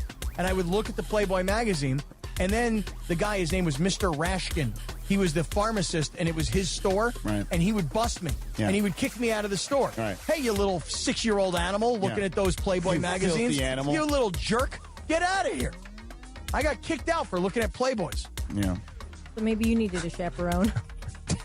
Maybe I did. Sedano and Cap on 710. The fun way to drive home. Sedano and Cap. Ignite your afternoons at Waba Grill's $5 happy hour with our 5-piece pork veggie dumplings and a value-sized premium one beverage drink, like our tangy passion fruit lemonade. Enjoy $5 happy hour weekdays after 3 p.m. Only at Waba Grill. Hey, it's Mase. This year marks the 90th anniversary of Social Security, a cornerstone of financial security in America. For 9 decades, it has kept hundreds of millions of Americans out of poverty, given families across the country peace of mind and dignity in retirement. That's why AARP will never stop fighting to protect the Social Security payments you earned. Learn more at aarp.org/CA. That's aarp.org/CA. Paid for by AARP California. Your fantasy draft is here. The Smack Talk is starting, and this season, ESPN Bet is giving you more ways to ride with your squad. Introducing ESPN Bet Fan Center, where you can instantly link and bet on your fantasy teams right in the ESPN Bet app. An enhanced sports betting experience only from ESPN Bet, the sports book for sports fans. Download the app today. Must be 21 plus. Gambling problem? Call 1-800-GAMBLER. In New York, call 877-8-HOPE-NY or text HOPE-NY 467-369. Switching to Progressive is a game-winning call. And that reminds us of other game-winning calls in the history of sports. It was a doubleheader in August and really hot inside the concession stand. So instead of waiting for people to come to me, I figured I'd walk around yelling, "Hot dogs here!" And that's how I became the first hot dog vendor in sports. Okay, not really a game-winning call, but it was a good call. You can make one too. Switch to Progressive and you could save hundreds. Progressive Casualty Insurance Company and affiliates, not available in all states. 710 ESPN. And it is time for Game of Games on the #1 sports radio show in LA, Mason and Ireland. Game of Games. Game of Games presented by CallJacob.com. Call Jacob. Everyone loves a fighter, but in this town, winning matters, especially after an accident. So remember, anyone can fight, but CallJacob.com is here for you when you need a big win. After an accident, go to CallJacob.com or call 844-24-JACOB. That's 844-24-JACOB. We got the jingle. Call Jacob. Thank you. Game of Games time. Take it away, Mase. No Mase today, but Andy Kamenetsky's here covering for him. Laura Romo's here. Brian Cohen's here. And Michael Thompson is here to host the game. Michael, what do we got? We are all sports fans. Let's talk about something we need to play sports. Balls. Even ladies need balls to play sports. So let's talk about balls. Okay. According to The Athletic, up to how many baseballs are used in a major league game? 100, 110, or 120? Brian. 110. Laura. 120. Andy. 120. I'm also going 120. It is 120. Okay. Everybody but Brian on the board. Tennis switched their balls from white to yellow balls in what year? 1972, 73, or 74? Laura. 73. Andy. 74. I'll go 72. So we have one for each vote. Brian? 74. It is 72. Oh, John takes the lead. Brian, you got to 0 for 2. Think about that. Michael, by the way, we inserted a new rule. Mm-hmm. If you miss every question, you win the game. But you have to miss every question. I like that. All right, Brian's 0 for 2. Here we go. But because of tradition, Wimbledon didn't stop using white tennis balls until what year? 1985, 86, or 87? Andy. So hard. I can't picture Wimbledon now with any other ball color. I'll go 5. Okay, I'll go 87. Brian. 86. Laura. I'm also going 86. It is 86. Okay, so Brian's on the board. Laura's on the board to tie me. No loser today. Brian and Andy have 1. Laura and John have 2. We've all bowled. What does the heaviest bowling ball weigh? 16, 17, or 18 pounds? I've never seen one weigh more than 16, but I figure there has to be one. I'm going to go 18. Brian. 16. Laura. I haven't seen one, so 16. Andy. 16. It is 16. Oh, I didn't trust it. Damn it. Yeah, I haven't seen one. I was like, I don't know. Laura's got the lead. A shot put ball in track and field is lighter, just as heavy, or heavier than a bowling ball. Lighter? Heavy. Just as heavy or heavier. Okay. Well, depends what weight of bowling ball. No, well, we just determined that the heaviest bowling is ball 16. is 16. So the heaviest bowling So is a shot put more than... Okay. Brian, Got this it. one's to you. Less heavier? Okay, you say it's lighter. Yeah. Laura. The same? Andy. I did shot put in high school. That felt lighter than a bowling ball. Yeah, I'm going lighter. It is just as heavy. Oh, Yeah. Laura. 16 pounds. Okay, guys, Laura, look out. Laura's got 4, and all of us have 2. An NFL football has how many pounds of air in it? 11.5, 12.5, or 13.5? Laura. 12.5. Andy. I remember Deflategate. 13.5. I'll go 11.5. So 1 for each. Brian. 11.5. It is 13.5. Yeah. Okay. Andy's within 1 of Laura. What is the hardest ball in sports? A baseball, a cricket ball, or a highlight ball? Laura. I have no idea what the last one is. So... Highlight. That's when they throw the ball off the wall, but they catch them in that little scoop. Yeah. Played in Florida a lot. Okay, I'll go that one. Highlight. Andy. I'll go cricket. I'll go highlight. Brian. I'll go baseball. It is highlight. Okay, so Laura got it and John got it. Right now, here's the score. Laura 5, Andy 3, John 3, Brian 2. Go ahead, Michael. The fastest ball thrown in Major League Baseball history was thrown by the Angels' Ben Joyce. How fast was his throw? 103.5, 104.5, or 105.5? Laura. I'll go 105.5. Andy. 103.5. I'm with Laura. I think it's 105.5. Brian. 103.5. 105.5. Okay. Laura's got 6. John has 4. Andy 3. Brian 2. Everybody guess here. Going back to highlight. Highlight says, hold my beer, the baseball and Ben Joyce. When hurled towards the wall in highlight, how fast in miles per hour is the ball traveling? Everybody guess. All right, Laura. I don't know. Just guess. Make up a number. 2.5. I don't know. 2.5 miles an hour? I don't know. I was like, Laura, you just lost on that Yeah, one. you're I not was going to like, win. I don't know. Andy? I'm oh, gonna wait, no, I'm say- sorry. It's me. I have Okay. 4 and you have 3. I'm going to say... Like, that's like a random thing. I'm going to say 175 miles an hour. Andy. 131. Brian. 120. 188 miles an Ooh, hour. John gets it. And Laura is 1 ahead of John. Laura 6, John 5, Andy 3, Brian 2. I'm not good with guessing numbers here. All right, buzz Who could have in. tell? Buzz Okay. in. What major event got its name from a ball? What major event got its name From a ball. from a ball? 5, 4. Ireland. Ireland. It's the Super Bowl. Yes. There was Lamar Hunt's daughter was playing with a Super Bowl. Oh, And, I was going to say that. I'm so mad I didn't. Okay, so I tied Laura at 6. Michael, you got at least 5 left? Oh, yeah, plenty. Okay. Baseball spends how much a year or a season on baseballs? 8, 9, or $10 million? I'm going to go $9 million. Laura. I'll go 10. Andy. 10. Brian. $8 million. What is it, Michael? $10 million. All right, Laura got it and Andy got it. We have 4 left, you guys. Buzz in. What racket sport does not use a ball?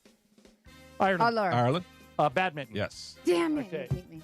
7-7, me and Laura, 3 left. So, Brian, you're out. Andy, you got to go opposite of Laura and I. You have 4 and we have 7. Which sport uses the smallest balls? Ping pong, golf, or squash? Laura. Ping pong? I think it is ping pong. Andy, that leaves 2 guesses for you. Squash. What is it, Michael? Ping pong. Okay, Andy's out. Laura and I have 8. And Laura, there are 2 left. Here we go. Yeah. What year did the NFL stop using striped balls? 1975, 80, or 85? I'm going to go 80. Laura. I'm also going 80. 1975. Okay. Last one, Laura. And then, Michael, do you have a tiebreaker if we need it? Yes. Okay. The hardest hit ball in Major League history was hit by Pittsburgh O'Neal Cruz this year. How fast? Doesn't O'Neal Cruz, does he play for Pittsburgh? Yeah. Okay. How fast in miles per hour did the ball leave his bat? 121, 122, or 123 miles per hour? Laura. I'll go 122. That's where I was going to go. Oh, I can still go there. Yeah, I'll go 122 also. It is 122. Okay. So, Laura, you and I are tied. Here comes the tiebreaker. Congratulations, Ireland, because I suck at these. What are you talking about? You won on a tiebreaker this week. I don't remember. Okay, go ahead. Tiebreaker. Around how many baseballs are used in a year in all of Major League Baseball? Closest to the number. Okay. How many baseballs are used in a season in baseball? All right, so this is every team. Every team. All right, so I'm just going to do a little bit of a calculation here. That's not cheating if I use a calculator, right? No. Okay. So I'm going to go. I'm doing math. I'm sorry. Okay. So. Okay. Laura, what'd you come up with? You guys are going to laugh at me. Go ahead. What, 2.5 again? No. I had 8.7 million. All right, you go 8.7 million. Michael, I went 486,000. What's the answer? 900,000. Yeah. Ireland. So I got it. Yeah, you got it. But I was still low. I could have gone way higher. Yeah. You should, if you would have gone 1 million, you would have won. Yeah, you'd have won, Laura. Yeah. All right, but that. I told you guys. But now, am I tied for the lead now? What's the score? All right, I thought my mic was open. I will find out. All right, you can give it to us when we come back. All right, so Brian 3, Laura 3, Ireland 3. So we are all tied. Excellent. Everybody else has 2 or 1. Okay. Game of Games brought to you by our friend Jacob and Brian. We may see Jacob tomorrow, Laura. Is that what you told me? Yes, he might come in tomorrow. All right. Everyone loves a fighter, but in this town, winning matters, especially after an accident. So remember, anyone can fight, but Jacob is here for you when you need a big win. After an accident, go to calljacob.com or call 844-24-JACOB. Super Crosstalk coming up next. And we made the announcement yesterday, starting on Tuesday, September 2nd, a new football season weekday fall lineup. It all begins with Unsportsmanlike with Evan Canty and Michelle until 7 a.m. And then the Sedano and Cab Morning Show from 7 to 9 a.m. Then broadcasting live from L.A., the Rich Eisen Show at 9 a.m., Mason and Ireland at noon, and the DeMarco and Travis Afternoon Show from 3 to 6 p.m. The new football season on-air weekday lineup for the fall starts on Tuesday, September 2nd. Rams fans, the 2025 Rams regular season is right around the corner. Don't miss any regular season home games this year with marquee matchups against the 49ers, Lions, Texans, Buccaneers, and more for only $97 per game. In addition, get home playoff ticket access, interest-free monthly payment plans, and stadium event pre-sale access. Visit therams.com/2025. Again, that is therams.com/2025. Secure your season tickets and see you at the Rams house. You know that feeling. You're finally asleep and bam, a leg cramp comes out of nowhere. Look, I've played through pain, but waking up with a leg cramp at 3 a.m., that sucks. So I don't mess around anymore. I keep Highland's Leg Cramps PM on my nightstand. No groggy side effects, no harsh meds, just a fast, effective relief that lets me sleep through the night without the Charlie horse surprise. Get the sleep you need with Highland's Leg Cramps PM. Get it today at Walmart, Walgreens, or CVS. Highland's Leg Cramps PM, because you don't need a midnight workout. You think you know football? Then prove it in the Circa Million Pro Football Challenge, kicking off from the greatest sports destination in the world, Circa Las Vegas. A guaranteed $6 million is up for grabs with a cool mill going to the winner. Come in last and you got $100,000 coming your way. It's $1,000 per entry, max 5 entries per person. Don't forget about Circa Survivor also, with $15 million in guaranteed prizes. Enter Nevada, play from anywhere. Learn more at circasports.com. ESPN AM 710 Los Angeles. KRDC AM 1110 Pasadena, Los Angeles. K256CX 99.1 FM Pasadena, Los Angeles. It's the greatest segment in LA sports radio history. Oh my God. When the shows come together for magic on the radio. It will only grow stronger. Super Crosstalk. Are we ready for Sedano and Cap to join Mason in Ireland? Super Crosstalk begins. Super Crosstalk, presented by Coors Light. Coors Light, made to chill. It's time for Super Crosstalk. This for you, Cap. Woo, woo, woo, woo. Scott Kaplan's here. You got Sedano today or no? I do, but I got Keyshawn over my shoulder well, here. that is a remnant from yesterday. Yeah. They were trying to convince you that you were being replaced by Key. As it turns out, you just need to buy a new alarm clock. Yeah, I didn't realize what was going on, and the fact that nobody told me this, and now that they didn't say to me, hey, would you like to do this? Or, hey, do you think this sounds like a good idea? Well, welcome to my career in radio. Yeah, they just what time are you going to go to bed now? If you got to wake up at 4? Well, I don't have to wake up at 4 that often. Yeah. You're not on until 7, right? 7 a.m. So you just prep well, if like you 5 stay minutes at the before? East Central, you can get up at 6:30. Right. Oh. Well, I think that I'll stay up late. I'll do a lot of... It's not going to change your schedule, your life around a lot now, this new schedule of yours? It might make when you want to go out to dinner, you're going to tell your wife, He's no, doing more no, babe, I happy got to hours go with Oh, there's sleep. George. Hi, George. Hi. Sorry, they were fixing my camera. More happy hours with Rachel. John, what did I tell you? You asked me yesterday, how will people receive this, even though we didn't reveal what it was? I said, George, I before you even say it, I said this. No truer words have ever been spoken on this radio station than when you said what? Everybody's going to hate it because they hate everything. Yep. And I've realized that yesterday I went on an impassioned plea for people not to hate Lamar Jackson when he retweeted somebody saying it's all about Jesus. Right. And you should have seen the firestorm that I got. I mean, it is the amount of hatred that exists through social media in this world is just brutal. What I will tell people is we haven't even done this lineup yet. You got to give it a chance, don't you? But it's very funny you were saying this because yesterday you were talking on the air about how there's like some sort of data that says that people that have political disagreements, I'm on the right, you're on the left. 90% of your friends are people who agree with you politically. We had a conversation last night at dinner, some friends of mine and I was bringing this up to them. I'm like, so how do you guys feel about these other friends of ours who've been friends of ours for 30 years? Right.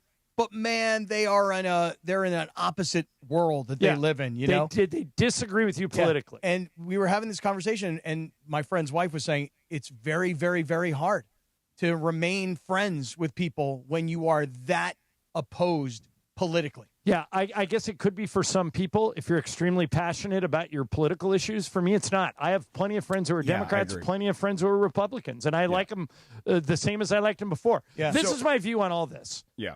Wherever you are politically, that's your right to be wherever you want to be. You can vote for whoever you want to vote for. You can believe politically whatever you want to believe. I may try and talk you out of it. I may try and engage you in conversation, But at the end of the day, I'm not going to think any less of you if you disagree with me. I just won't. So, John, I'm a big believer in. I remember the days where it was taboo to talk politics and religion, and look, I get still kind of is social media. Well, but social media has given everybody a megaphone to feel like they need to tell everybody what their positions are on every single subject matter in the history of the world, and I don't care. Like my thing was like. If you support one side over the other, cool. You know what I want? Like, it's why I stopped tweeting as much, because everything became so polarizing, certainly that, but anything. But even Instagram used to be the place where I could just see my friends' kids and like what they're up to with their wives. You're 100% right about all this. And now that's even been contaminated. It's just like annoying. Well, I said to my friends last night, I go, here's the best thing. Just don't talk about these issues. Just talk sports like I do. Just don't talk about these things, because if it bothers you that much, talk about Michael's statue that looks like Dwight Gooden. What? Yeah. You think that looks like Dwight Gooden? No, Michael. Michael sent me 2 statues this week. The first one he sent me was listener. I like them too. Listener created both of them. One of them is Michael sitting in a Laker jacket on a bench, and Mark Shaw, our TV producer, wrote, "Well, at least they got the you sitting on the bench part right," which I thought was just mean. Yeah, Come on, right. See, Michael Cooper everybody's came so off mean. the bench. Yeah. He's a Hall of Famer. Exactly. But I do think I said this, Michael, and I mean it. I think one of those 2 statues. The other one is the picture you carry with you when you were at your absolute peak when physical. you were built like a statue. Yeah. That's right. Statuesque. I think one of those statues should be in the Nassau airport. Am I crazy? Oh, you're right. You're right. They have a Hall of. There's a Michael Thompson Boulevard. They've got a Wall of Fame in the Nassau airport, Sedano, to welcome all the tourists or even citizens coming back. And they have all our legendary athletes in the Bahamas up on this wall. Like who? There's no a bunch of track and field ladies and guys who Are won you on the wall? Olympic. There's no me. There's no Rick Fox. There's no DeAndre Ayton. There's no Buddy Hield. There's no Eric This is an Gordon. outrage. I know, it's crazy. It's like basketball doesn't exist. What do they have against basketball? I don't know. Do You we can't have, figure it out. All right, does this position even exist? Do we have a United States ambassador to the Bahamas? 100%. Of course we do. Who is it? I don't Do know you his know? name, but they I got don't a know. huge embassy they just built in the Bahamas. I don't know who it is. I think it should be you. When you're done, No. when you're done with Not the a- Lakers, you should be the American. You have dual citizenship, and if you're too old, it should be Mikey, Clay, or Trace. I'm 70, Sedano. I want to go as long as Hubie Brown. So you're talking about another 25 years. Oh, you're 70? Yeah, You're you'd 70 be retired now? at 91 years old. Exactly. Wow. And by the way, George, you worked with him, and I listened to those broadcasts. A lot of guys when they get old lose a step. Yeah. Hubie was right there till the end. He's retired though now, right, Sedano? Yeah, he did his last game on Super Bowl Sunday in Milwaukee. Yeah. And, John, to your point, I did a playoff game with him last year. It was game 1 of Phoenix and Minnesota in Minnesota. And there was a play early in the game, first quarter, right? And you're sitting there, and Kevin Durant gets the ball at the kind of the mid-post area. And Grayson Allen, he wants Grayson Allen clearly to move and repost him. And he kind of is like doing this with his head, like kind of, and Hubie just blurts out, he's like, Durant wants Allen to move so he can repost him. Allen is not moving. He needs to move off the ball so Durant can get it to him and Durant can get it back before the shot clock expires. It was unbelievable. He was the best. He noticed that at 90 years old. And the best is when he would do both sides of the argument. So he would do that. He would say, Durant, he needs him to move so he can repost. Nah. If Allen goes the other way. If Allen turns and goes to the baseline, that opens up a whole other set of. The two guys I learned the most from, Michael, on TV or radio were Hubie and Dr. Jack, your old coach, Jack Ramsey. I once, years ago, it was during the 2008 finals. I was in Boston covering the series for ESPN, Lakers Celtics. And I ended up at a dinner with a bunch of ESPN people that included Dr. Jack Ramsey. He basically held court for this entire dinner telling stories. Oh, yeah. He was in his 80s and Jack commanded the entire table the whole time. It was awesome. I'll believe that, no doubt. So Dr. Jack Ramsey, in his 80s, used to run several miles and swim a mile out into the ocean every day. Jack, was he that way when he coached you, Michael? He was ahead of the game when it comes to, he was like Jack LaLanne when it came to fitness, ahead of the game. Yeah. Now, I would like to see, I want to see if I'm in the minority in this. I would like to see the coaches go back to wearing suits. No. I thought it was cool. Nah. Oh, come but, on. Michael, I don't think I can win that battle. No. So how about this? Go back to the leisure suits that Dr. Jack used to wear. You've got to be in favor of that, Bill Michael. Musselman or Jim Dutcher, your old coach. Have you seen the famous picture of Eric Spoelstra, whose dad was I believe the president of the organization he was on the there when I marketing was there, side, yeah. right, Michael? Yep, that's right. Yeah, and there's a famous picture you can find on the internet of Eric Spoelstra has to be like 10. And he's there with Jack Ramsey in one of those leisure suits, and Spoelstra's wearing like the high socks from like the 70s and 80s. Yeah. It's hilarious. Yeah, there's a picture of Jim Dutcher. Brian Dutcher, as you know, Cappy, is the coach at San Diego State. Michael played for his father At Minnesota, right? at the University of Minnesota. And there's a famous picture of Jim, Flip Saunders, and Michael. Jim's in a leisure suit with a matching red and white checked collar. Oh, yeah, nice. Michael's wearing puka shells. And Flip is dead serious. It's like he wants to kill you. That's right. That's on the internet. Speaking of being dead serious, you guys were talking about this earlier, and John, you brought up to Michael that I'm trying to remember how it started, but it's harder to watch your kid. Oh, it was the Eric Karros, his son hitting the home run last night for the Rockies. So happy for him. Same. And Michael, you before you could even say what you said, I was thinking the exact same thing. Like when my son was playing high school football and then even college football. And for people who don't know, Cap played college and high school football. Yes. And so watching my son play football, high school and college, was the least pleasurable thing I've ever experienced in my life. Well, the reason I brought it up, Cap, is I know Eric pretty well, Eric Karros, who's a great guy, and he has two sons now playing baseball. Kyle, who had his first home run last night for the Rockies, and Jared, who's in the Dodge organization, but he's hurt. And I've had a lot of conversations with Eric about this, and he says the same thing that Michael has always said to me. It's 10 times worse when it's your kid than it is when it's you. Yeah. So, in other words, Michael would rather be at a free throw line needing to make 3 shots to tie an NBA Finals game than to watch Clay do it and have to suffer through that, right? Oh, yeah. Much more nerve-wracking. That's how I felt. Like when my son was playing college football and I would watch, I was in agonizing pain watching him play. Yeah. When my daughter was playing soccer, I was free and easy. It was like, well, there's nothing I can do to help her, and I'm not better than she is. And I would watch my son. I was like, this hurts me deeply to watch him. Was he also a kicker? He was a kicker. And so it wasn't like just if he missed, because everybody's going to miss. It was any time he walked onto the field. You know, like you walk onto the field, right? It's like, hey, it's a 28-yard chip shot field goal. You're going to make this all day long. But there's so many other things that have to go right. The snap has to go right. The hold has to go right. The line has to protect, et cetera. And it just pained me to watch him play. Your instinct as a parent is to always try to help your children. And this is a setting where you can't help them. Nope, not one thing you can do.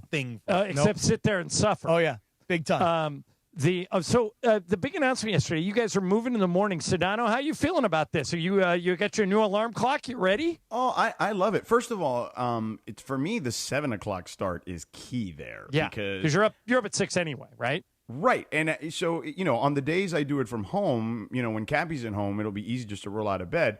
It'll only be an extra 30 minutes to wake up or whatever to get to the station. How's this going to affect your ESPN stuff when you got games? It'll be easier, especially if I'm on. If he's back east, because if I'm back east, it's easy. Even if I'm on the but even if I'm on the West Coast, okay, so I'll stay in the hotel for until I'm done with the show, and then fly back. George, I have the and this will make sense for about 2% of the audience, but I don't care. I have the Comrec set up at every hotel we stay in. So you and I got to go have dinner, and I'll give you the lowdown. Yeah. It's I've been doing it for Lindsay set me up with what they call a 5G tower. So I travel with that thing. I plug the Comrex in, and I would say it's worked fairly well, Cappy, on the times I've taken it out. Right? Imagine not having to hard line in to the Ethernet port in your hotel room. Right, which is what I always try to do. Rather, and there's no delay. You're traveling with a very small box that's a Wi-Fi tower. Yeah. And you plug the Comrex into the Wi-Fi tower. The Wi-Fi tower serves as a 5G cell phone. Yeah. So you wouldn't know the difference between hard lining in or using the Wi-Fi tower. I'm going to talk to Bergman as soon as this show's over and say, order me one of them 5G towers. Yeah. It's super easy. Yeah. I mean, it's John, it's basically the same size as the Comrex. Okay, perfect. So it's very easy to pack and whatnot. But yeah, Michael, I think it'll be easier. And by the way, I mean, I had to miss shows because of games when I was on the East Coast, particularly. That will be less of an issue. You know what I'm saying? Because now in the morning he has fewer game conflicts. Today, I will have an occasional. I just got a text, Michael, from Ed Kelly, who's one of the Laker travel guys. A great guy. Shout out to Ed. What a guy. Is it possible that this is true? What? Herschel Walker is the ambassador to the Bahamas? That's right. Yeah, I forgot about that. Yeah, Herschel is. Okay, so I'll leave you guys with this. Herschel Walker is part of this Netflix series I started watching last night. Have you started watching it, Captain? I started watching it this morning. I'm an episode and a half in. It's so good. You know that I've been sitting here for the last hour and a half trying to watch the remaining part of episode 2, and I don't know if Netflix is like officially down all around the country. Tried to get Netflix on a Roku, no go. Netflix.com on my computer, no go. Netflix app on my phone, no go. Something's going on where I couldn't get Netflix because I was half of episode 2 when Troy Aikman gets hurt against the Redskins. And Steve Berline steps in. Right, and I can't watch the rest of episode 2 until tonight. Quick potential correction. He may just be Herschel Walker, the current nominee. No, I thought for the ambassadorship. Well, according to Wikipedia, maybe it's not updated. Yeah, Wikipedia is never wrong. He is merely in the nomination stage, as opposed to the official. Is he Bahamian? I didn't know that he was Bahamian. I don't know if that matters. No, I don't think it does. Yeah, I don't think so. And guys, you should see the size. We're talking about a little Bahamas, right? Yeah. Small little country. You should see the size of the American embassy we have down there. It's like a castle. It's just a disgusting display of wealth. Sounds like a on Michael Thompson Way or whatever. No, it's definitely there for more than just hosting Yes, cocktail sounds parties. like if you know for what vacations, I mean. yeah. You know, it's for there's got to be some kind of spying going on. Well, we're not supposed it's to. Unbelievable. As this building. George mentioned, we're not supposed to talk about politics on this show. But if I could get to Herschel Walker, the ambassador to the Bahamas, I'd walk right up to him and say, What? Wait.